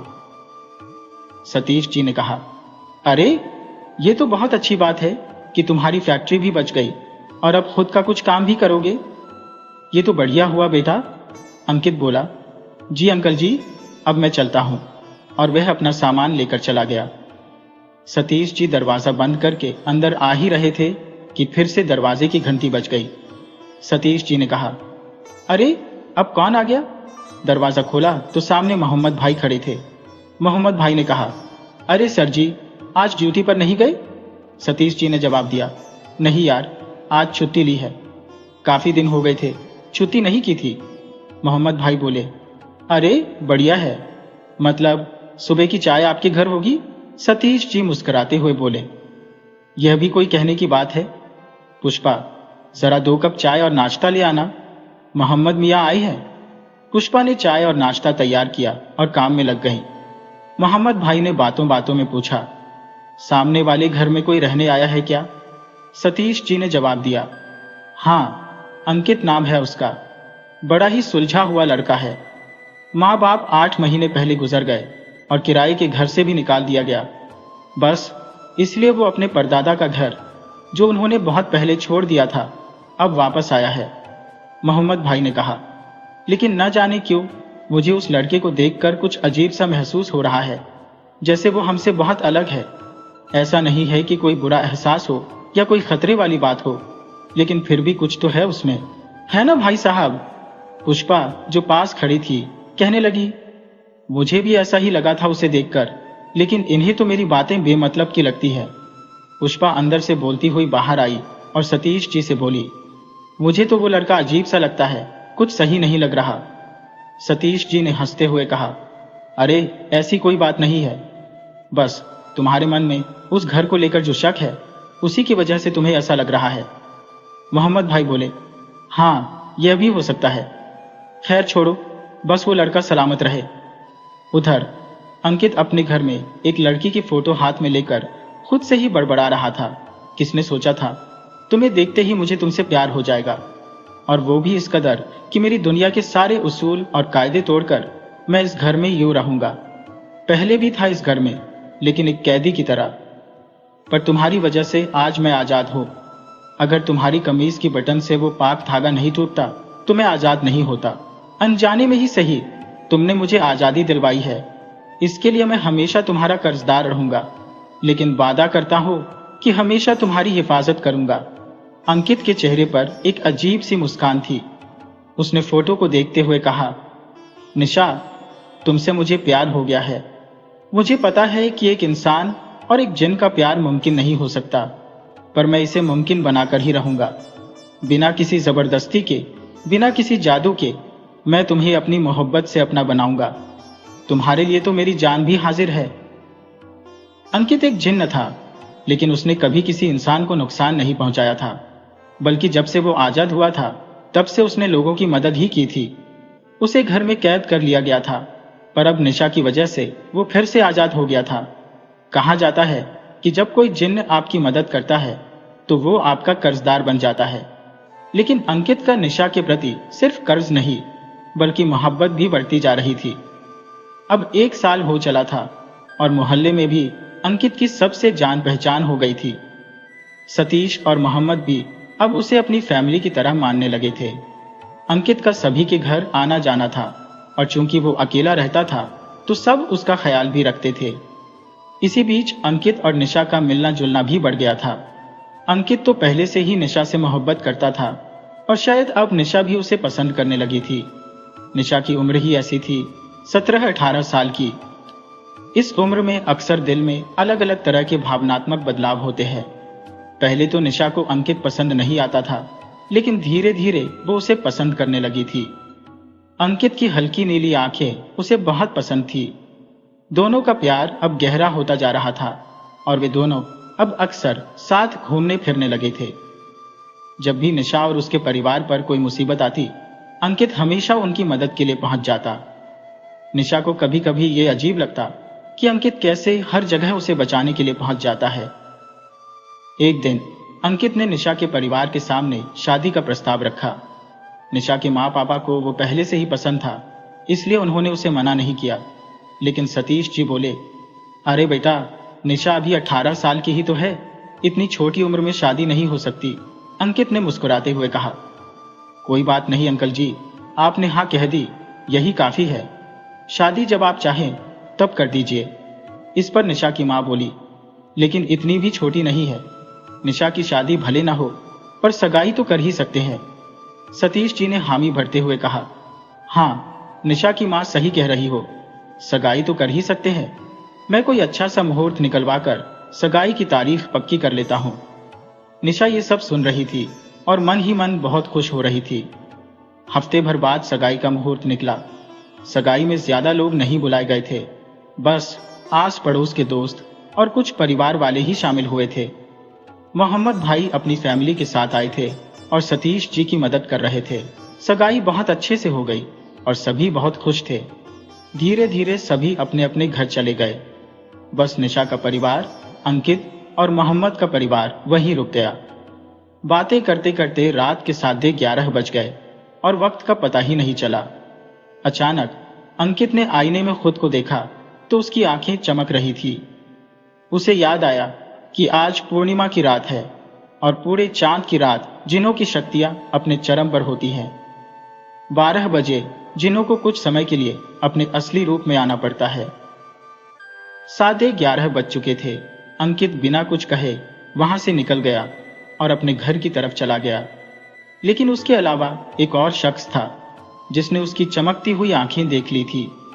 वो और कोई नहीं, निशा की मां थी, जो चुपचाप अंकित के पीछे पीछे चल पड़ी। किसी का ध्यान इन दोनों की ओर नहीं गया। अंकित ने अपने घर में दाखिल होते ही दरवाजा बंद कर लिया और सारे पर्दे भी खींच लिए, लेकिन एक पर्दा कोने से उठा रह गया। ठीक 12 बजे जब अंकित अपने असली रूप में आया, निशा की मां ने उसे देख लिया। उसका जिन्न वाला रूप देखकर वो जोर से चीखी और बेहोश होकर गिर पड़ी। चीख की आवाज सुनकर आस पड़ोस के सभी लोग इकट्ठा हो गए। सतीश जी, मोहम्मद भाई और बाकी लोग भी बाहर निकल कर आए। उन्होंने देखा कि निशा की मां बेहोश पड़ी है और अंकित उनके पास बैठा पानी छिड़क रहा है। सतीश जी घबराते हुए बोले, क्या हुआ पुष्पा को? अंकित ने जवाब दिया, पता नहीं अंकल जी, मैं तो बस बाहर आया था। एक अर्जेंट कॉल आई थी जिसे सुनने के लिए बाहर गया था। तभी अचानक मुझे चीखने की आवाज सुनाई दी और जब यहां आया तो आंटी जी बेहोश पड़ी थी। सतीश और अंकित ने मिलकर पुष्पा को उठाया और अंकित के घर के अंदर ले गए। उन्होंने डॉक्टर को भी बुला लिया। डॉक्टर ने जांच के बाद कहा, यह किसी शॉक की वजह से बेहोश हुई है, चिंता की कोई बात नहीं है। मैंने इन्हें नींद का इंजेक्शन दिया है, सुबह तक होश आ जाएगा। रात भर सभी वहीं रुक गए। सुबह होते ही पुष्पा को होश आ गया। निशा अपनी मां के पास बैठी थी और बोली, मम्मी आप अब ठीक हो? सतीश जी ने भी पुष्पा के पास बैठते हुए कहा, तुम ठीक हो ना? कल अचानक क्या हुआ था तुम्हें? पुष्पा डरी हुई अंकित की ओर देखती है और जैसे ही कुछ कहने वाली होती है, अंकित अपने जादू से पुष्पा की कल रात की सारी यादें मिटा देता है। अब उसे कुछ याद नहीं रहता कि उसने अंकित को जिन्न बनते हुए देखा था। सतीश जी फिर से पूछते हैं, बताओ तो क्या हुआ था कल रात? पुष्पा ने थोड़ा असमंजस में कहा, पता नहीं, मुझे कुछ याद नहीं आ रहा।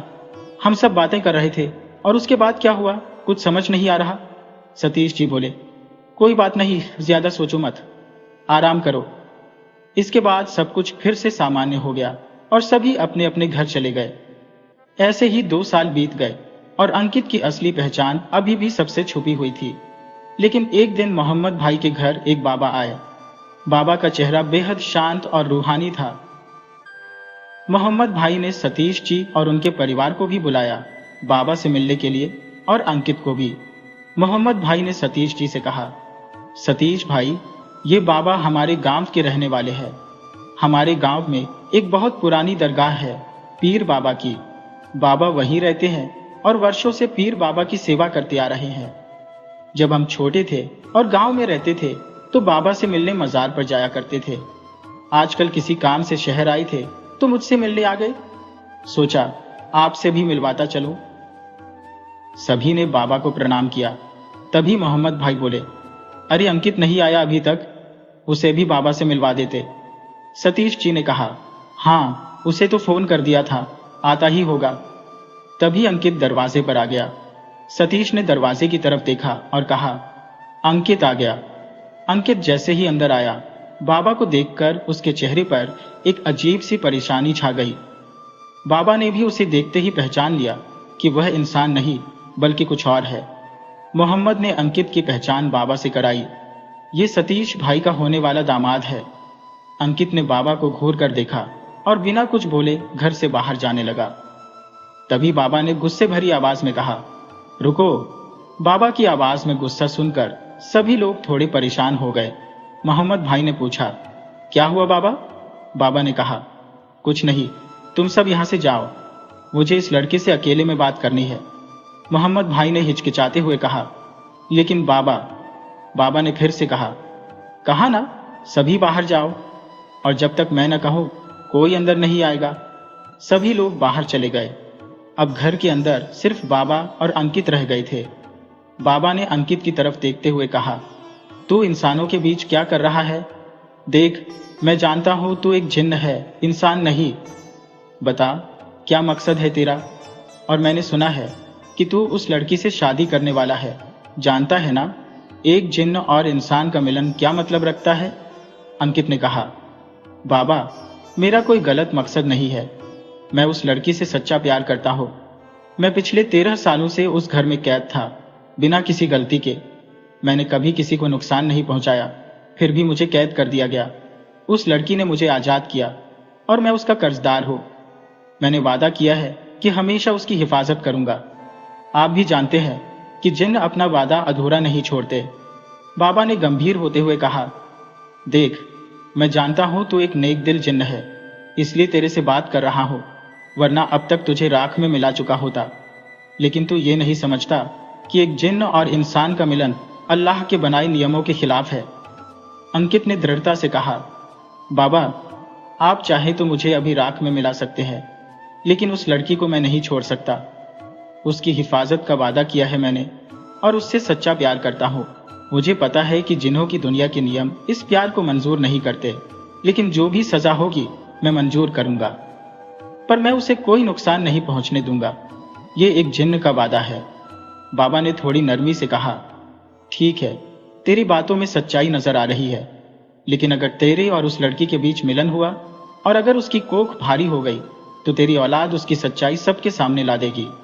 तब मैं भी तेरी मदद नहीं कर पाऊंगा, इसलिए समय रहते यहां से चला जा।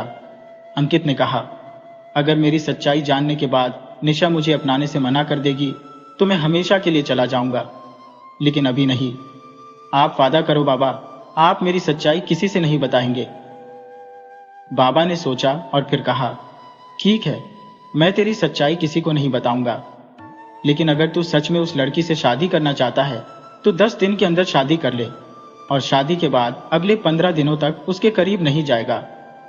16वें दिन जब पूर्णिमा की रात होगी तब तू अपने असली रूप में उस लड़की से मिलन करेगा। तभी तेरी जादुई ताकत का एक हिस्सा उस लड़की में समा जाएगा और वो तेरी औलाद को धारण करने लायक हो जाएगी।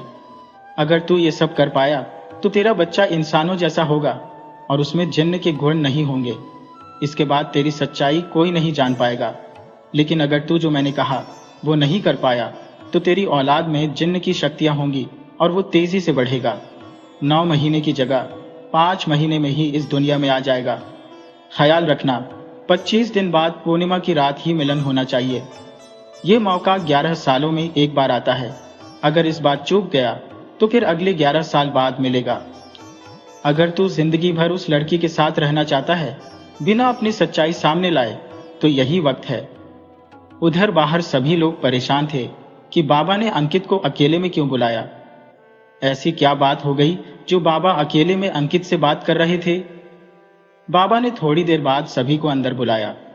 इससे पहले कि कोई कुछ पूछता, उन्होंने खुद ही कहना शुरू कर दिया, अंकित एक बहुत अच्छा लड़का है, बस मुझे इसके आसपास किसी अनजान ताकत का आभास हुआ था, इसलिए मैंने इसकी नजर उतारने के लिए इसे अकेले में बुलाया था।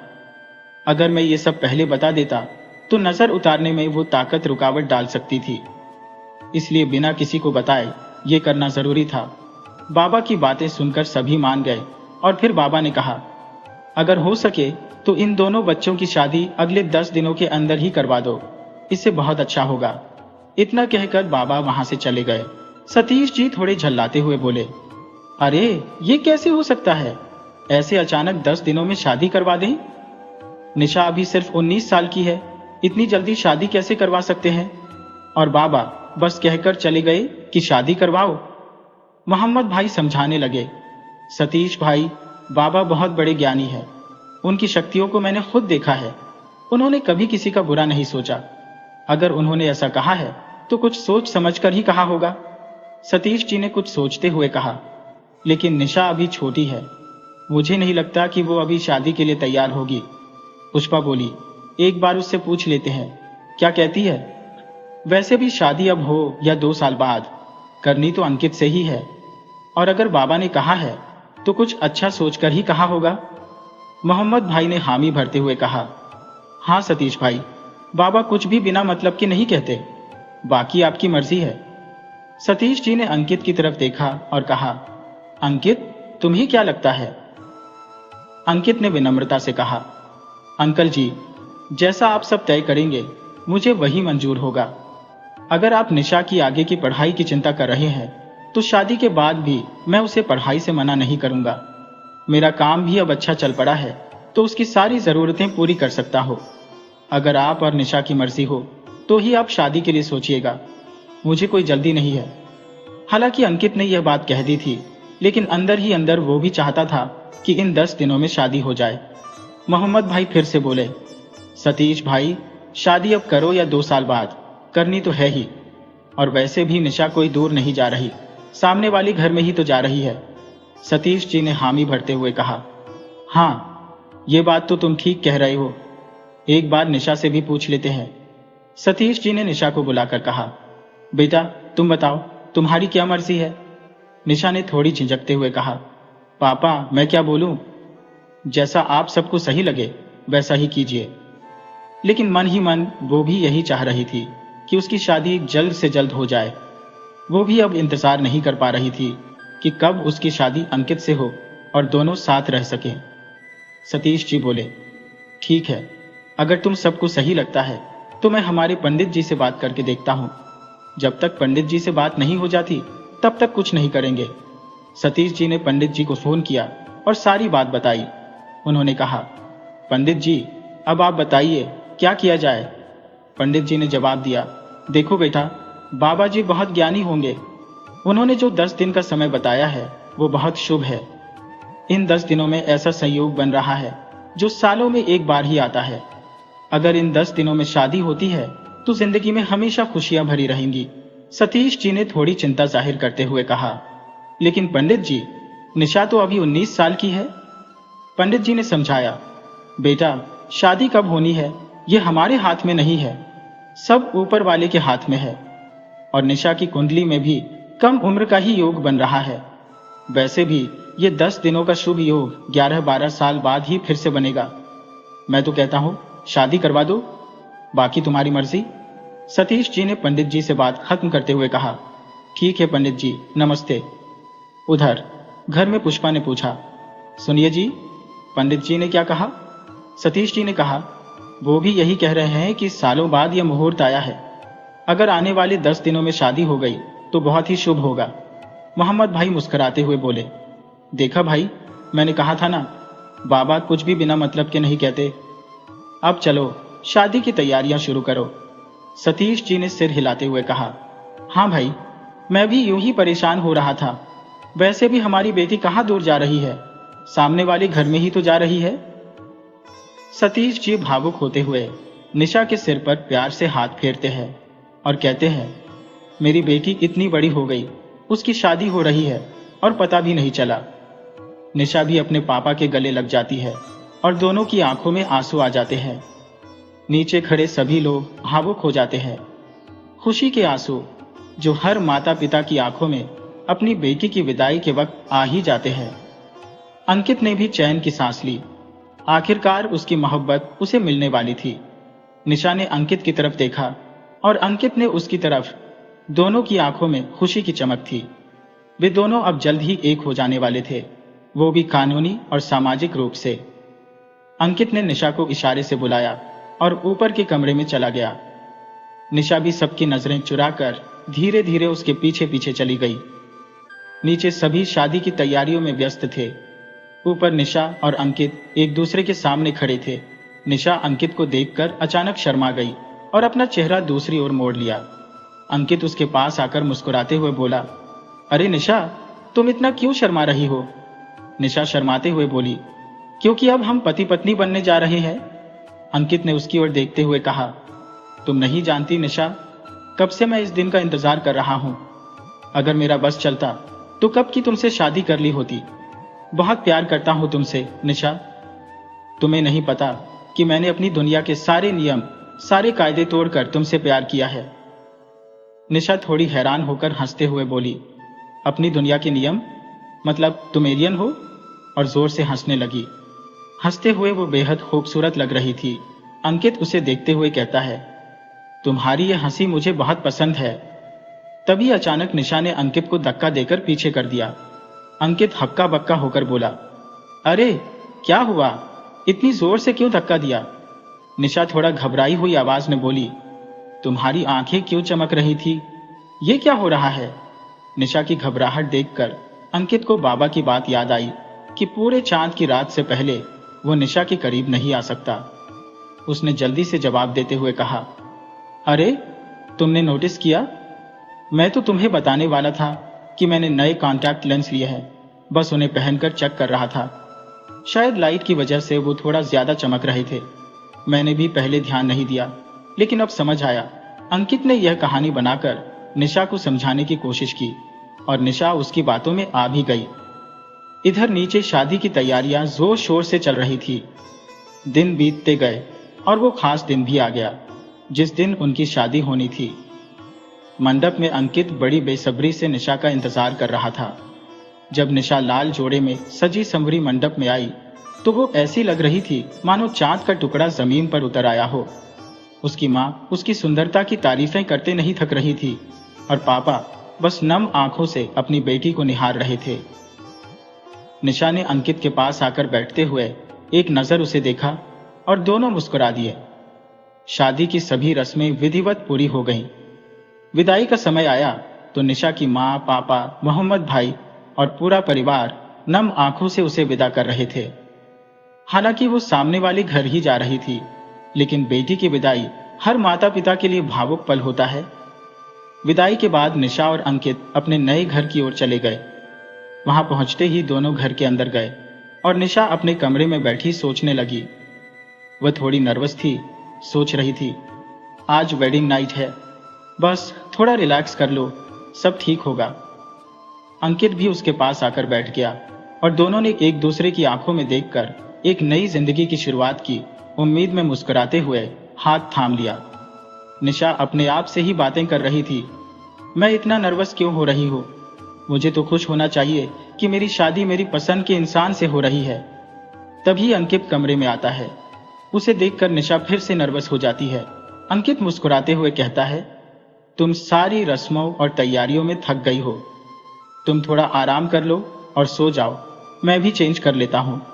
इतना कहकर अंकित निशा के माथे को प्यार से चूमता है और कपड़े बदलने चला जाता है। थोड़ी देर बाद जब अंकित बाहर आता है तो देखता है कि निशा ने अभी तक कपड़े नहीं बदले। वह हंसते हुए कहता है, अरे निशा, तुमने अभी तक चेंज नहीं किया?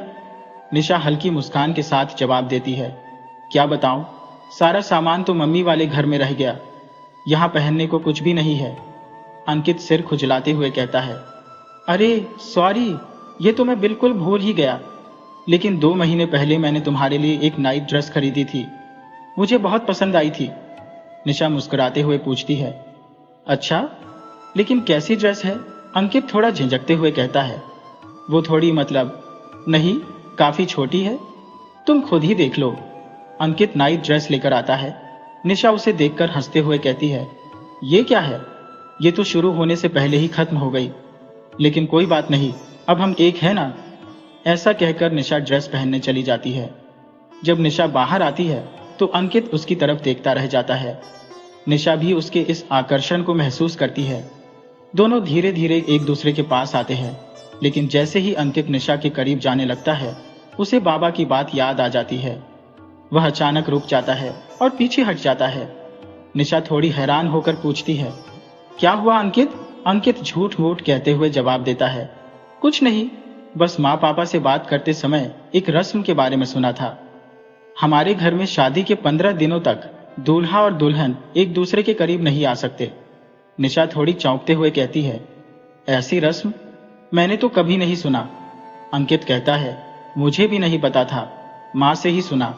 ये रस्म इसलिए होती है ताकि लड़के और लड़की की आने वाली संतान बुरी शक्तियों से बच सकें।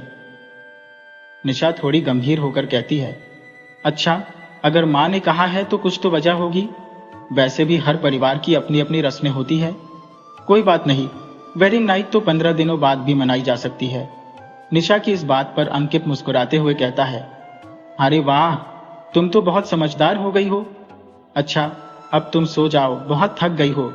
वैसे भी कहीं मेरा इरादा न बदल जाए और 15 दिन का इंतजार न कर पाऊं। ऐसा कहकर अंकित निशा को छेड़ता है और दोनों हंसने लगते हैं। आधी रात बीत चुकी थी। अंकित, जो असल में एक जिन्न था, को रात के समय अपनी नमाज अदा करनी होती थी। वो चुपचाप दूसरे कमरे में जाकर नमाज पढ़ने चला गया। इधर निशा की अचानक नींद खुल जाती है। वह देखती है कि अंकित कमरे में नहीं है और बाहर से कुछ अजीब सी आवाजें आ रही है। थोड़ी डरी हुई निशा उठकर उन आवाजों की तरफ बढ़ती है। उसे लगता है कि आवाजें दूसरे कमरे से आ रही है। वह हिम्मत जुटाकर धीरे धीरे उस कमरे की तरफ बढ़ती है। जैसे ही दरवाजा खोलने को होती है, किसी का हाथ उसके कंधे पर आ जाता है। निशा घबरा जाती है और बिना मुड़े जोर से चिल्लाने लगती है, भूत, भूत। अचानक पीछे से आवाज आती है, निशा, क्या हुआ? कौन सा भूत? क्यों चिल्ला रही हो? निशा रुक जाती है और पीछे मुड़कर देखती है कि अंकित खड़ा है। उसे देखते ही निशा तुरंत उसके गले लग जाती है और रोने लगती है। वह रोते रोते कहती है, अंकित, तुम कहाँ चले गए थे? मैं बहुत डर गई थी। अंकित उसे प्यार से संभालते हुए कहता है, अरे बाबा, मैं तो बस किचन में कुछ खाने चला गया था। भूख लग रही थी, लेकिन तुम कब जागी और उस कमरे की तरफ क्यों जा रही थी? निशा थोड़ा सहमी हुई कहती है, मुझे उस कमरे से कुछ अजीब सी आवाजें आ रही थी। मुझे लगा तुम हो, इसलिए। अंकित हंसते हुए कहता है, तुम पागल हो गई हो। उस कमरे में कोई नहीं है। चलो अब जाकर अपने रूम में सो जाओ। निशा कमरे की तरफ चली जाती है और अंकित राहत की सांस लेते हुए उस कमरे का दरवाजा बंद कर देता है। अंकित और निशा के बीच 15 दिन का समय धीरे धीरे बीत जाता है। आज वो दिन आ गया था जब पूरा चांद आसमान में चमक रहा था। निशा बेसब्री से इंतजार कर रही थी कि कब वो और अंकित करीब आ सके, लेकिन अंकित उसे छेड़ते हुए कहता है, अभी थोड़ी देर और बाकी है निशा। निशा थोड़ी नाराज होते हुए कहती है, कितनी देर और अंकित? कितना इंतजार करूंगी? तुम्हारे साथ होकर भी तुम्हारे करीब नहीं आ सकती। ये कितना मुश्किल है, तुम जानते भी हो। अंकित मुस्कुराते हुए कहता है, थोड़ा और सब्र कर लो निशा, आधी रात होते ही हम एक हो जाएंगे। आखिरकार आधी रात हो जाती है। दोनों के मिलन का समय आ गया था, लेकिन अंकित अचानक गंभीर हो जाता है। वह निशा का हाथ पकड़कर कहता है, निशा, मुझे तुमसे कुछ कहना है। एक सच है जो तुम्हें बताना चाहता हूं। निशा उसे उत्सुकता से देखती है और कहती है, हाँ बोलो ना अंकित। अंकित की आवाज थोड़ी भारी हो जाती है, पहले तुम वादा करो निशा, मेरा सच जानने के बाद भी तुम मुझसे नफरत नहीं करोगी। निशा थोड़ी हैरान होती है, लेकिन हंसते हुए कहती है, अरे बोलो तो सही, मैं तुमसे वादा करती हूं। अंकित गहरी सांस लेते हुए कहता है, मैं इंसान नहीं हूं निशा, मैं एक जिन हूं। मैं तुम्हें धोखे में रखकर तुम्हें अपना नहीं बनाना चाहता था, इसलिए आज तुम्हें सब सच बता रहा हूं। निशा हंसते हुए कहती है, क्या? तुम ये क्या मजाक कर रहे हो अंकित? जिन विन कुछ नहीं होते। तुम हमेशा कुछ नया लेकर आते हो मुझे तंग करने के लिए। अंकित गंभीर होकर कहता है, निशा, ये मजाक नहीं है, मैं सच में जिन हूं। अगर मैं तुम्हें पूरे चांद की रात में अपने असली रूप में मिलन करता हो तो हमारी संतान एक आम इंसान की तरह जन्म लेगी, लेकिन अगर ऐसा नहीं हुआ तो हमारी संतान भी एक जिन पैदा होती। मैं चाहता था कि तुमसे बिना कुछ छुपाए ही तुम्हें अपना बनाऊं। इतना कहते ही अंकित अपने असली रूप में आ जाता है। निशा की हंसी एक पल में डर में बदल जाती है। वह जोर से चिल्लाती है और बेहोश हो जाती है। अंकित निशा के बेहोश होते ही उसकी तरफ बढ़ता है और उसे उठाकर बिस्तर पर लिटा देता है। पूरी रात वह उसके पास बैठा रहता है, उसका हाथ पकड़े हुए। अंकित को अब इस बात की परवाह नहीं थी कि वह जिन है, उसे सिर्फ निशा की फिक्र थी। सुबह होते ही निशा को होश आता है। जैसे ही वह अपनी आंखें खोलती है और अंकित को अपने असली रूप में देखती है, वह घबराकर दूर हट जाती है। उसकी आवाज कांपती हुई होती है, दूर रहो मुझसे, तुमने मुझसे धोखा किया, मेरे प्यार के साथ खिलवाड़ किया, मैं तुमसे नफरत करती हूँ। अंकित उसकी बात सुनकर दुखी हो जाता है और कहता है, मुझे माफ कर दो निशा, मैं जानता हूँ मैंने तुम्हारा भरोसा तोड़ा है। तुम जो भी सजा दोगी मैं उसे कबूल कर लूंगा। निशा गुस्से में कहती है, मैंने कभी नहीं सोचा था कि तुम्हारी सच्चाई ये होगी। मैं ये घर छोड़कर जा रही हूँ और तुमसे सारे रिश्ते खत्म कर रही हूँ। मैं तुम्हारी सच्चाई सबको बता दूंगी, फिर देखती हो तुम कैसे बचते हो। इतना कहकर निशा जाने लगती है, लेकिन अंकित उसका हाथ पकड़ लेता है और कहता है, निशा प्लीज ऐसा मत करो। माना मैं तुम जैसा नहीं हो, लेकिन मेरे जज्बात और मेरा प्यार बिल्कुल सच्चा है। तुम चाहो तो मेरी सच्चाई सबको बता दो, लेकिन मुझसे नफरत मत करो। मैं अपने जिन्हों की दुनिया के सारे असूल तोड़कर तुम्हारे पास आया हूं, सिर्फ तुम्हारी हिफाजत के लिए। निशा गुस्से से कहती है, बस करो, और कितना झूठ बोलोगे? तुम्हारा तो अस्तित्व ही झूठा है। तुम्हारी सच्चाई सबके सामने आनी चाहिए। अंकित निराश होकर कहता है, ठीक है, जाना है तो जाओ, लेकिन एक बार मेरी बात सुन लो। अगर मैं इतना बड़ा बुरा इंसान होता तो उस दिन जब मोहम्मद चाचा के घर बाबा आए थे, तब उन्होंने मेरी सच्चाई क्यों नहीं बताई? निशा थोड़ी रुकती है और हैरानी से पूछती है, कहना क्या चाहते हो तुम? अंकित ने बात शुरू की, जैसे तुम्हारे इंसानों में कुछ लोग अच्छे होते हैं और कुछ बुरे, वैसे ही हमारी जिन्हों की दुनिया में भी कुछ जिन अच्छे होते हैं और कुछ शैतानी होते हैं। अगर मैं बुरा होता तो वो बाबा मुझे उसी वक्त राख में बदल देते। उन्होंने मेरी सच्चाई मेरे अंदर देखी और तभी मुझे अकेले में ठहरने को कहा था। मैं एक सच्चा जिन्न हूं और एक दिन अल्लाह के किसी भी नेक बंदे के सामने झूठ नहीं बोल सकता, चाहे वो नेक हो या बुरा। इसलिए मैं बाबा से झूठ नहीं बोल सकता था। अगर मेरे अंदर बुराई का कोई अंश होता तो क्या वो हमारी शादी को 10 दिनों में होने की इजाजत देते? उन्होंने तो मुझे धुएं में बदलकर यहां भेजा था, और अगर मुझे कुछ गलत करना होता तो अब तक मैं कर चुका होता। लेकिन मैंने ऐसा कुछ नहीं किया, क्योंकि मैंने तुमसे सच्चा प्यार किया है। अगर मुझे जिन्हों की दुनिया के सबसे खतरनाक जहन्नुम में भी जाना पड़े तो मैं जाऊंगा, पर तुम मुझसे नफरत करके खुद से अलग मत करो। मुझे पता है कि शायद तुम्हें मुझ पर यकीन नहीं हो रहा होगा, क्योंकि मैंने अपनी सच्चाई तुमसे छिपाई थी। हाँ, मैं एक जिन्न हूं, लेकिन मैंने अपनी ताकत का कभी गलत इस्तेमाल नहीं किया। तुम चाहो तो सबको बता दो, मैं तुम्हारे लिए सब कुछ करने को तैयार हूं, लेकिन एक बार सोच लो कि क्या मैंने तुमसे प्यार करके कोई गुनाह किया है?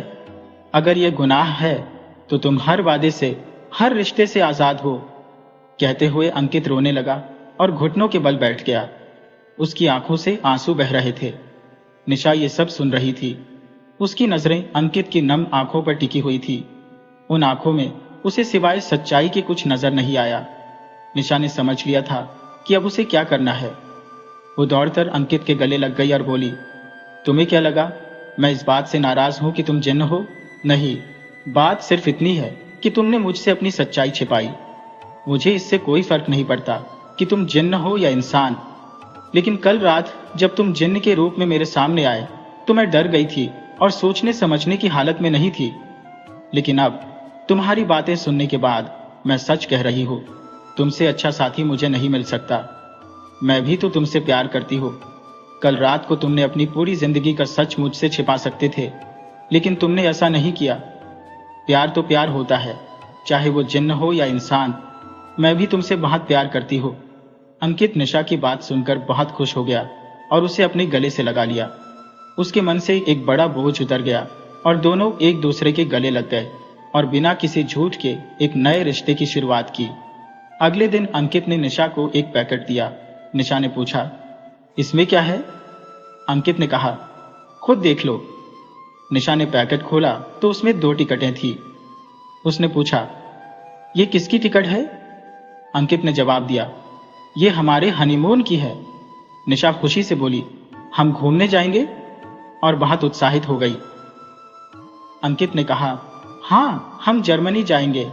निशा ने कहा, लेकिन उसमें तो बहुत खर्चा होगा ना? अंकित ने हंसते हुए कहा, तुम भूल गई कि तुम्हारा पति एक जिन्न है और उसके पास बहुत सी शक्तियां हैं। तुम्हें किस बात की टेंशन है? निशा ने कहा, ठीक है, लेकिन एक बात का ध्यान रखना, किसी के सामने ये मत कहना कि तुम कौन हो। अगर किसी ने सुन लिया तो तुम जानते हो क्या होगा, और मैं किसी भी हालत में तुम्हें खोना नहीं चाहती। अंकित ने वादा किया, अब ऐसा कुछ नहीं कहूंगा, सॉरी। निशा ने कहा, ठीक है, लेकिन हम जर्मनी नहीं जाएंगे बल्कि शिमला जाएंगे।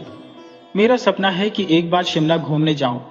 अंकित ने कहा, जैसा आप चाहें, हमें जगह से क्या लेना देना, बस जहां तुम खुश हो मैं भी वही खुश हूं। निशा ने कहा, अच्छा ठीक है, कब चलना है? अंकित ने जवाब दिया, कल सुबह की फ्लाइट है। निशा ने कहा, मेरे पास तो कपड़े भी नहीं है, चलो जल्दी से शॉपिंग कर लेते हैं। अंकित ने हंसते हुए कहा, किसने कहा कि कपड़े नहीं है? निशा ने कहा, सब भारी भरकम सूट है, वो मैं नहीं पहन सकती। अंकित ने हवा में हाथ घुमाया और सामने कई कपड़े प्रकट हो गए। निशा ने आश्चर्य से कहा, यह कैसे हुआ? मुझे यकीन नहीं हो रहा। अंकित हंसते हुए बोला, अब इन सब की आदत डाल लो, मैं तुम्हें हर वो चीज लाकर दूंगा जो तुम्हारे दिल में ख्वाहिश होगी। बस एक चुटकी में सब हाजिर कर दूंगा। निशा मुस्कुराते हुए बोली, अच्छा ही है कि तुम जिन न हो, मेरा तो फायदा ही फायदा है। अंकित छेड़ते हुए बोला, अरे कल तो मुझे छोड़कर जाने की धमकी दे रही थी, अब क्या हुआ? निशा ने शर्माते हुए जवाब दिया, वो तो बस मैं घबरा गई थी, छोड़ो ये सब। अब मैजिक से शॉपिंग हो गई तो अब बैग भी पैक करा दो। अंकित ने मजाकिया लहजे में कहा, जैसा हुक्म आपकी मलिका। दोनों खुशी खुशी सामान पैक करने लगे और अगले दिन सभी से मिलकर शिमला के लिए रवाना हो गए। शिमला पहुंचते ही दोनों ने होटल में अपना सामान कमरे में रखा, फ्रेश होकर खाना ऑर्डर किया। निशा ने थकान भरी आवाज में कहा, मैं बहुत थक गई हूं। फ्लाइट तो ठीक थी, लेकिन ये बस का गोल गोल घूमता रास्ता, मेरे तो चक्कर आने लगे। अंकित ने उसे दिलासा देते हुए कहा, तुम खाना खाकर आराम कर लो, सुबह उठकर घूमने चलेंगे। निशा ने सिर हिलाते हुए कहा, हाँ सच में, खाना आ जाए और फिर बस सो जाना है। दोनों खाना खाकर सो गए। अगले दिन उन्होंने पूरा दिन शिमला में घूमने और शॉपिंग करने में बिताया। जब शाम को वे होटल के कमरे में लौटे तो निशा कमरे की साज सज्जा देखकर हैरान रह गई। कमरा कैंडल लाइट और बैलून से सजा हुआ था। निशा ने उत्सुकता से पूछा, ये किसने किया? अंकित ने हंसते हुए कहा, और कौन करेगा? निशा ने फिर पूछा, लेकिन कब? तुम तो मेरे साथ ही थे। अंकित ने मुस्कुराते हुए कहा, सुबह होटल वालों को कहा था कि शाम तक रूम को सजा देना, और देखो उन्होंने कर दिया, तुम्हें सरप्राइज देने के लिए। निशा ने खुश होते हुए कहा, यह बहुत अच्छा लग रहा है अंकित, थैंक यू। अभी बात खत्म भी नहीं हुई थी कि अंकित ने रूम सर्विस को कॉल किया और वे शैंपेन की बोतल और गिफ्ट्स लेकर आ गए। निशा ने खुशी से पूछा, इतना सब कुछ किस खुशी में? अंकित ने मुस्कुराते हुए कहा, तुम मेरे साथ हो, मेरे पास हो, इससे बड़ी खुशी और क्या हो सकती है? अंकित ने गिफ्ट बॉक्स निशा को दिया। निशा ने जब बॉक्स खोला तो उसमें एक प्यारी सी ड्रेस थी। निशा ने हैरानी से कहा, यह क्या है? अंकित ने मजाक में कहा, जूती है, देख नहीं रही? निशा हंसते हुए बोली, ड्रेस है, लेकिन ये तो नई ड्रेस नहीं लग रही। अंकित ने शरारत भरे अंदाज में कहा, यार इतनी प्यार से लेकर आया था, सोचा था कितनी अच्छी लगोगी इसमें, अगर पसंद नहीं तो फेंक दो। निशा ने हंसते हुए कहा, अरे बाबा गुस्सा क्यों होते हो, मैं अभी पहन कर आती हूं। फिर निशा ने दूसरा गिफ्ट खोला, जिसमें एक गोल्ड रिंग और एक गोल्ड चैन थी, जिसमें दोनों की तस्वीर लगी हुई थी। निशा ने खुश होकर कहा, यह तो बहुत सुंदर है। अंकित ने मुस्कुराते हुए कहा, मुझे खुशी है कि तुम्हें अच्छा लगा। अंकित ने निशा को रिंग और चैन पहना दी और निशा भावुक हो गई। जब तक निशा ड्रेस चेंज कर रही थी, तब तक अंकित ने बेड के सामने टेबल पर शैंपेन की बोतल सजाकर रख दी। जब निशा बाहर आई तो अंकित उसे देखता ही रह गया। निशा ने हंसते हुए पूछा, कैसी लग रही हो? अंकित ने प्यार से कहा, जैसा मैंने सोचा था, एकदम खूबसूरत। निशा शर्मा गई। अंकित ने निशा का हाथ पकड़ा और उसे बैठाकर शैंपेन के गिलास में शैंपेन भरी। दोनों ने एक साथ सिप किया। फिर अंकित ने रोमांटिक म्यूजिक लगा दिया और निशा के सामने घुटनों पर बैठकर उसका हाथ अपने हाथ में ले लिया। दोनों ने एक दूसरे की आंखों में आंखें डालकर डांस करना शुरू कर दिया और एक दूसरे के और करीब आ गए। आज एक अजीबोगरीब मुलाकात हुई, जिसमें एक जिन्न और एक इंसान के बीच का रिश्ता आकार ले रहा था। वो रात उनके मिलन की गवाह थी और अगली सुबह उनके जीवन की एक नई शुरुआत का आगाज। निशा अब भी गहरी नींद में थी और अंकित उसके बालों में उंगलियां फिराते हुए उसकी खूबसूरती में खोया हुआ था। ऐसा लगता था जैसे निशा अब उसकी जिंदगी का एक अभिन्न हिस्सा बन चुकी है। जब निशा जागी तो अंकित को सामने देखकर हल्के से मुस्कुरा दी। दोनों अपनी नई जिंदगी में बेहद खुश थे। अपने हनीमून के कुछ दिन बाद वे जयपुर लौट आए। घर पहुंचकर सबसे पहले उन्होंने अपने रिश्तेदारों और दोस्तों को वो तोहफे दिए जो वे उनके लिए लाए थे। परिवार से मिलकर वे बेहद खुश थे और आखिरकार अपने घर लौटे। घर पहुंचते ही अचानक निशा की तबीयत बिगड़ने लगी। उसे उल्टियां और चक्कर आने लगे। अंकित घबरा गया। उसने अपने जादू से निशा को ठीक करने की कोशिश की, लेकिन कुछ भी असर नहीं हुआ। जादू की नाकामी ने अंकित को हैरत में डाल दिया। फिर वह फौरन डॉक्टर को बुलाया। डॉक्टर ने निशा का मुआयना किया। अंकित चिंतित होकर पूछने लगा, डॉक्टर साहब, निशा ठीक तो है ना? उसकी तबीयत कैसी है? डॉक्टर ने मुस्कुराते हुए कहा, चिंता की कोई बात नहीं है। इस स्थिति में कभी कभी कमजोरी और चक्कर आना आम बात है। अंकित थोड़ा उलझन में बोला, मतलब? डॉक्टर ने जवाब दिया, आपकी पत्नी गर्भवती है? यह सुनकर अंकित की सांसें तेज हो गईं।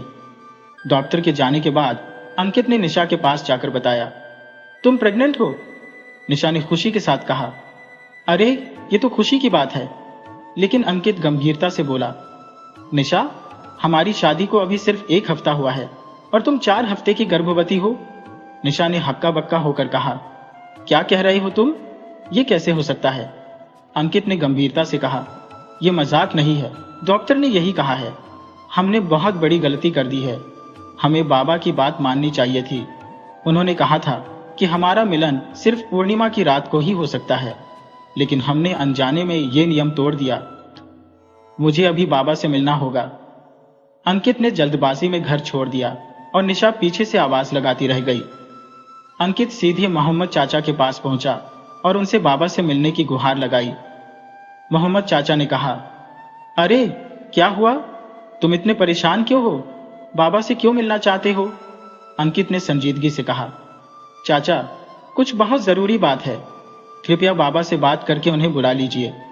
थोड़ी देर बाद मोहम्मद चाचा ने बताया कि बाबा 3 दिन बाद जयपुर आएंगे। अंकित ने चाचा को धन्यवाद दिया और वापस घर चला गया। 3 दिन बाद जब बाबा आए तो अंकित उन्हें अपने घर ले गया। बाबा ने पूछा, कहो अंकित, क्यों बुलाया मुझे? अंकित ने घबराते हुए सब कुछ बाबा को बता दिया। बाबा ने गहरी सांस लेते हुए कहा, ये तुमने क्या कर दिया? अंकित, मैंने तुम्हें साफ साफ समझाया था कि जिन्न होने के नाते तुम्हारा मिलन केवल पूर्णिमा की रात को हो सकता है, लेकिन तुमने ये नियम तोड़ा। अब तुम्हें अंदाजा भी नहीं है कि इससे क्या मुसीबतें आने वाली है। बाबा ने बताया, गैर वक्त मिलन की वजह से तुम्हारा एक हिस्सा निशा की कोख में आकार ले चुका है। अगर मेरी बात मानी होती तो बच्चा सामान्य होता, लेकिन अब यह बच्चा जिन्न की शक्तियों के साथ पैदा होगा। यही कारण है कि यह बच्चा इतनी जल्दी बढ़ रहा है। इस समय उसे अस्तित्व में ही नहीं होना चाहिए था, लेकिन वो 4 हफ्तों का हो चुका है और इसका जन्म भी 9 महीने की बजाय 5 महीने में हो जाएगा। बाबा ने आगे चेतावनी दी, ये तो बस शुरुआत है। जो आगे होने वाला है उसके लिए तैयार रहो। जिन्नात की दुनिया के खिलाफ जाकर तुमने अपनी मोहब्बत को अपनाया है, लेकिन इस गलती की सजा अब तुम्हें और निशा को भुगतनी पड़ेगी। लेकिन हां, अगर तुम्हारी मोहब्बत सच्ची है तो कोई भी सजा तुम्हारा कुछ नहीं बिगाड़ सकेगी। बाबा ने फिर समझाया, जिन्नात की दुनिया के नियमों के मुताबिक अगर किसी जिन्न और इंसान का मिलन होता है तो उनकी पहली औलाद जिन्नात की दुनिया का बादशाह या मलिका बनेगी। इसका मतलब है कि तुम्हारा बच्चा जिन्नात की दुनिया पर हुकूमत करेगा। तुम्हारे द्वारा की गई उस चूक का कारण मैं समझाता हूं। जब मैंने कहा था कि पूर्णिमा की रात को ही यदि तुम्हारा मिलन होता है तो तुम्हारी संतान एक सामान्य इंसान के रूप में जन्म लेगी और उसका जिन्नात की दुनिया से कोई संबंध नहीं रहेगा। लेकिन तुम्हारी गलती की वजह से अब तुम्हारी संतान जिन्न की शक्तियों के साथ जन्म लेगी और वही संतान जिन्नात की दुनिया पर हुकूमत करेगी, जिसे बाकी जिन्न कभी भी स्वीकार नहीं करेंगे। सदियों से जिन्नात इस ताकत को हासिल करने की कोशिश कर रहे हैं और वो इसे एक बच्चे के हाथों में इतनी आसानी से नहीं आने देंगे। बाबा ने गंभीर स्वर में आगे कहा, जो जिन्न अल्लाह को खुद से ऊपर मानते हैं उनसे तुम्हें कोई खतरा नहीं है, परंतु यहाँ पर अच्छे जिन्नों की तुलना में बुरे जिन्नों की संख्या अधिक है। वे हर हालत में तुम्हारी संतान को जन्म लेने से पहले ही खत्म करने की कोशिश करेंगे। सामने बैठी निशा भी बाबा की बातों को गंभीरता से सुन रही थी। अंकित ने चिंता जताते हुए कहा, लेकिन बाबा, क्या कोई रास्ता है? मैं निशा और अपनी संतान को खोना नहीं चाहता। बाबा ने गहरी सांस लेते हुए कहा, कोई रास्ता तो नहीं है। मेरे पास अब सिर्फ अल्लाह की ही आस है। तुम्हें अपनी बीवी की हर हालत में हिफाजत करनी होगी ताकि कोई भी बुरी ताकत उसे नुकसान न पहुंचा सके। इसके साथ ही तुम्हें दोनों मेरे साथ चलना होगा। मैं तुम्हें अपने पीर बाबा की दरगाह पर ले चलूंगा। वहां कोई जिन्न अपनी ताकत नहीं दिखा सकता। अंकित ने घबराते हुए पूछा, लेकिन बाबा, बाकी सबको हम क्या कहेंगे? जब उन्हें सच्चाई पता चलेगी तो वे क्या करेंगे? बाबा ने समझाते हुए कहा, चिंता मत करो।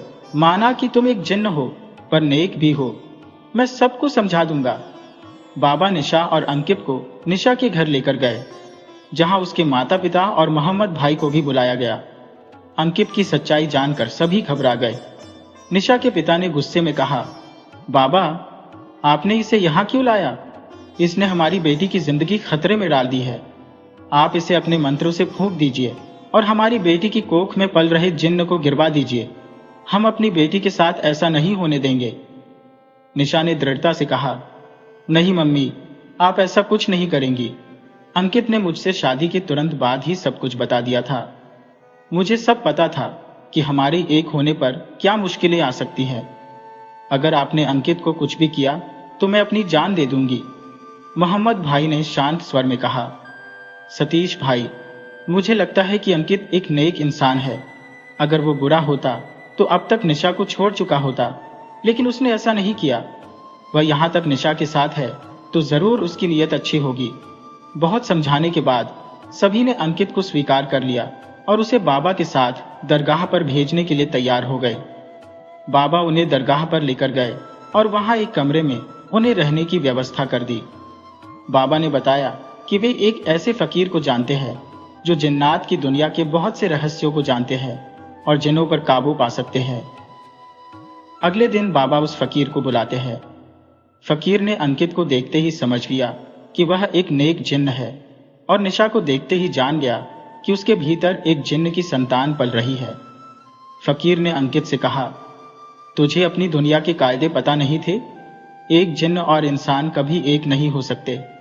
अंकित ने जवाब दिया, मुझे सब पता था फकीर बाबा, लेकिन मैं यह नहीं जानता था कि मेरी संतान भी एक जिन्न होगी और जिन्नात के तख्त की इकलौती दावेदार बनेगी। आप मेरी मदद कीजिए। फकीर बाबा ने कहा, देख, मुझे इस दरगाह के बाबा ने सब कुछ बता दिया है। तू एक नेक जिन्न है और तेरी मोहब्बत सच्ची है, इसीलिए मैं तेरी मदद कर रहा हूँ। कोई भी जिन्न तेरा कुछ नहीं बिगाड़ पाएगा, लेकिन एक जिन्न है जो सबसे पुराना है और इस वक्त हजारों साल का है। वह जिन्न ऐसा ताकतवर है कि उसके सामने बाकी जिन्न थर थर कांपते हैं। उसकी ताजपोशी अगले पूर्णिमा की रात को होनी थी, लेकिन तेरी संतान उसकी राह में बाधा बन रही है। अब वह हर हाल में उसे खत्म करने की कोशिश करेगा। फकीर बाबा ने गंभीरता से कहा, वो बहुत ताकतवर है, मैं भी उसका सामना नहीं कर पाऊंगा, लेकिन अगर तू उससे समझौता करने को तैयार हो तो हो सकता है वह तेरी संतान को छोड़ दे, पर उसके बदले में वह कुर्बानी मांगेगा। एक जान के बदले एक जान। अंकित ने कहा, फकीर बाबा, मैं आपकी बात समझ नहीं पाया। फकीर बाबा ने कहा, मैं जानता हूं कि तेरी संतान में जिन्न की शक्तियां तेरी वजह से है, लेकिन अगर तू खुद जिंदा नहीं रहेगा तो तेरे साथ वो शक्तियां भी खत्म हो जाएंगी और तेरी संतान एक साधारण इंसान बन जाएगी। अगर तू अपनी जान की कुर्बानी दे देगा तो तेरी औलाद महफूज रहेगी, नहीं तो वो उसे मार डालेगा। अंकित ने कहा, मैं अपनी जान देने के लिए तैयार हूं, बस मेरा बच्चा सलामत रहे। फकीर बाबा ने कहा, ऐसे अपनी मर्जी से कुर्बानी नहीं दी जा सकती। तुझे जिन्न की शर्तों पर ही कुर्बानी देनी होगी। हम जिन्न को उस रात बुलाएंगे जब चांद पूरा होगा, क्योंकि उसी रात जिन्न अपनी असली शक्ल में आते हैं, और तुझे भी कुर्बानी अपने असली रूप में ही देनी होगी। तुम्हारी बीवी हमारे पास सुरक्षित रहेगी जब तक तुम अपनी कुर्बानी नहीं दे देते। निशा ने विरोध करते हुए कहा, नहीं बाबा, मैं अपनी जान दे दूंगी, लेकिन अंकित को कुछ नहीं होने दूंगी। मैं उसे कुर्बानी नहीं करने दूंगी। निशा ने फकीर की बात मानने से साफ इनकार कर दिया। फकीर बाबा निशा को मजार के अंदर एक कमरे में ले गए और कहा कि उन्हें निशा से अकेले में बात करनी है। उन्होंने निशा को एक गहरा राज बताया जिससे जिन्न को खत्म किया जा सकता है, और ये काम सिर्फ निशा ही कर सकती है, क्योंकि वह पहली इंसान है जो जिन्न की औलाद को अपनी कोख में रखे हुए है। फकीर बाबा ने निशा को एक खास खंजर दिया और कहा, मैं अंकित को कुर्बानी देने के लिए कहूंगा और वो अपनी कुर्बानी देगा, जिससे तुम्हारी औलाद एक आम इंसान बन जाएगी। लेकिन यह अधूरा राज है, और जिन्न को इसके बारे में कुछ नहीं पता। वो यह भी नहीं जानता कि अंकित की कुर्बानी उसका अंत बनने वाली है। जब पूर्णिमा की रात को अंकित जिन्न के रूप में अपनी कुर्बानी देगा तो तुम उसे इसी खंजर से मारोगी। फकीर बाबा ने निशा को आगे की योजना समझाई और कहा, ये राज तुम सिर्फ अपने तक ही रखोगी, किसी को भी नहीं बताओगी, यहाँ तक कि अंकित को भी नहीं। अगर अंकित को यह पता चला तो जिन्हों की किताब में यह राज दर्ज हो जाएगा, क्योंकि यह उनका नियम है कि जो भी उनकी दुनिया का राज जानता है वह किताब में दर्ज हो जाता है। निशा ने वादा किया कि वह इस राज को किसी को भी नहीं बताएगी और वैसा ही करेगी जैसा फकीर बाबा ने कहा। इसके बाद दोनों बाहर आ गए। अंकित ने पूछा, क्या हुआ बाबा, आप निशा को अंदर क्यों लेकर गए थे? फकीर बाबा ने कहा, कुछ नहीं, बस उसे समझा रहा था कि यह कुर्बानी कितनी जरूरी है, लेकिन वह मान नहीं रही थी, इसलिए मैंने उसे जादू से काबू में कर लिया है, जब तक तुम कुर्बानी न दे दो। अंकित ने कहा, आपने सही किया बाबा, मैं कुछ भी हो जाए अपनी बीवी और बच्चे को कुछ नहीं होने दूंगा। और फिर अंकित फूट फूट कर रोने लगा। निशा ने पूछा, अंकित तुम क्यों रो रहे हो? अंकित ने कहा, कुछ नहीं निशा, तुम बस अपना ख्याल रखो, मैं सब ठीक कर दूंगा। आखिरकार वह रात आ गई जब अंकित अपनी कुर्बानी देकर अपने बच्चे और निशा को बचाएगा। फकीर बाबा ने निशा और अंकित को सामने बैठाकर उस बुरे जिन्न को बुलाया। वह जिन्न बहुत ही विशाल और डरावनी आंखों वाला था। उसके लंबे नाखून और भयानक रूप देखकर निशा डर गई। अंकित ने निशा को गले से लगाकर उसे संभाला। जिन्न ने पूछा, बता फकीर, क्यों बुलाया है मुझे? पहली बार तुझे हराया था तब भूल गया, उस वक्त छोड़ दिया था, लेकिन अब की बार नहीं। फकीर बाबा ने कहा, तुमसे एक समझौता करने के लिए बुलाया है। जिन्न ने भयानक हंसी के साथ कहा, मुझसे समझौता? कैसा समझौता? फकीर बाबा ने निशा की ओर इशारा करते हुए कहा, तुम इस लड़की को जानते हो? जिन्न ने कहा, नहीं, कौन है ये? फकीर बाबा ने कहा, यह वही लड़की है जो जिन्नात के होने वाले बादशाह को जन्म देने वाली है। इसके अंदर जिन्न की औलाद सांसें ले रही है। जिन्न जोर जोर से हंसने लगा और कहा, तूने तो मेरा काम आसान कर दिया। मैं इसकी तलाश में था, लेकिन तू इसे खुद मेरे सामने ले आया। अब मैं इसे मार दूंगा ताकि उस नन्हे बादशाह को इस दुनिया में आने का मौका ही न मिले। फकीर ने कहा, इसीलिए तुझे बुलाया है, एक समझौता करने के लिए। इसकी जिंदगी के बदले में जो तू कहेगा वो तुझे मिलेगा। अंकित ने कहा, हाँ, मेरी औलाद और मेरी बीवी को छोड़ दे, मैं तेरी शर्तें मानने को तैयार हूं। जिन्न ने कहा, तुझे क्या लगता है इतनी आसानी से छोड़ दूंगा? मेरे से समझौता करना इतना आसान नहीं है, कुर्बानी देनी पड़ेगी। क्या तू दे पाएगा? अंकित ने कहा, हाँ, मैं अपनी जान की कुर्बानी दूंगा, बस मेरी औलाद को बख्श दे। जिन्न ने कहा, ठीक है, बख्श दूंगा, लेकिन मुझे भी कुर्बानी में तेरी औलाद की जान के बदले जान चाहिए। तू देगा अपनी जान की कुर्बानी? तेरी शक्तियां तेरी औलाद में है। जब तू ही नहीं रहेगा तो तेरी औलाद की शक्तियां अपने आप ही खत्म हो जाएंगी और वह एक साधारण इंसान बन जाएगी। बता, मंजूर है? अंकित ने कहा, हाँ, मंजूर है। तू जो कहेगा मैं सब मानूंगा, लेकिन वादा कर, इसके बाद तू मेरी बीवी और बच्चे को नुकसान नहीं पहुंचाएगा। जिन्न ने कहा, वादा किया, आधी रात होते ही तू अपने असली रूप में आकर कुर्बानी देगा।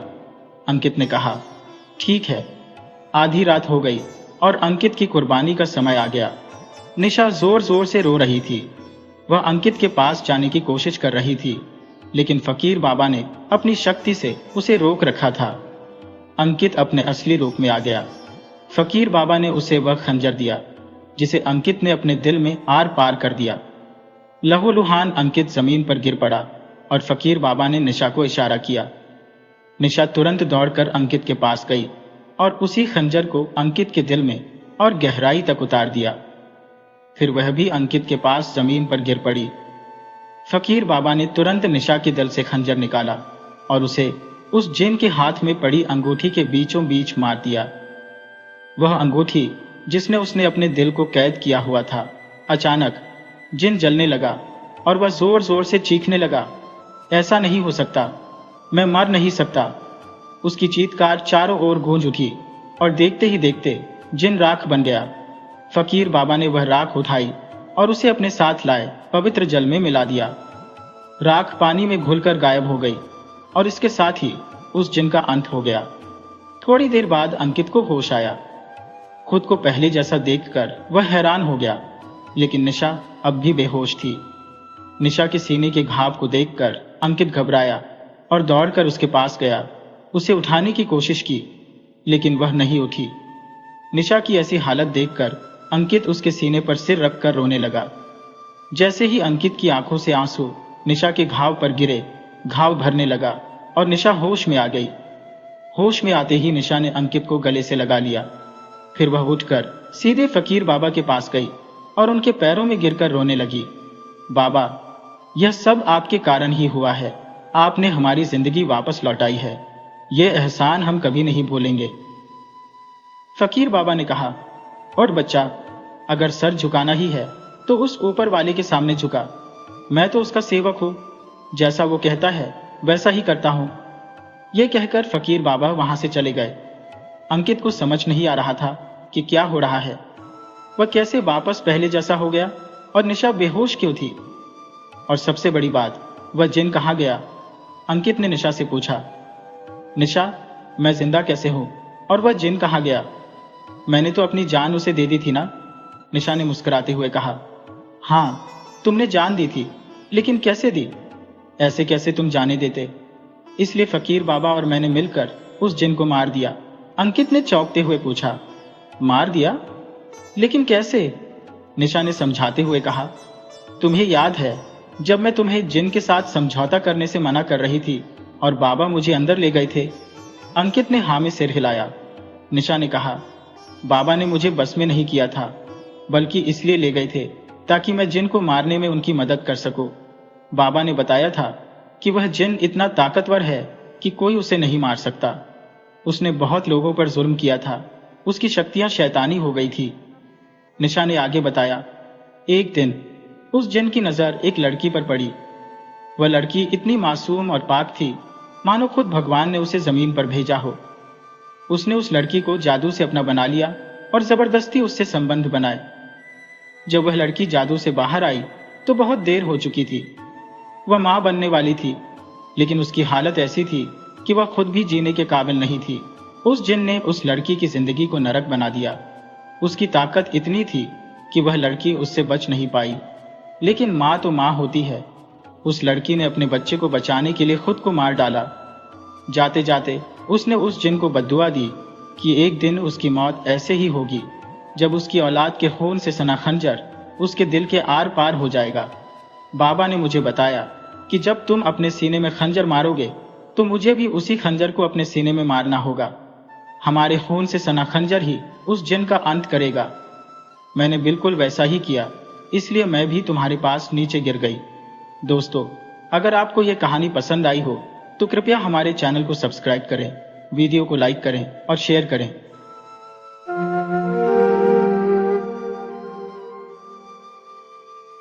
वीडियो अच्छी लगे हो तो इसे लाइक करें और ऐसी ही मज़ेदार कहानियों के लिए चैनल को सब्सक्राइब करें और बेल आइकन दबाएं। ज़्यादा से ज़्यादा अपने दोस्तों को शेयर करें।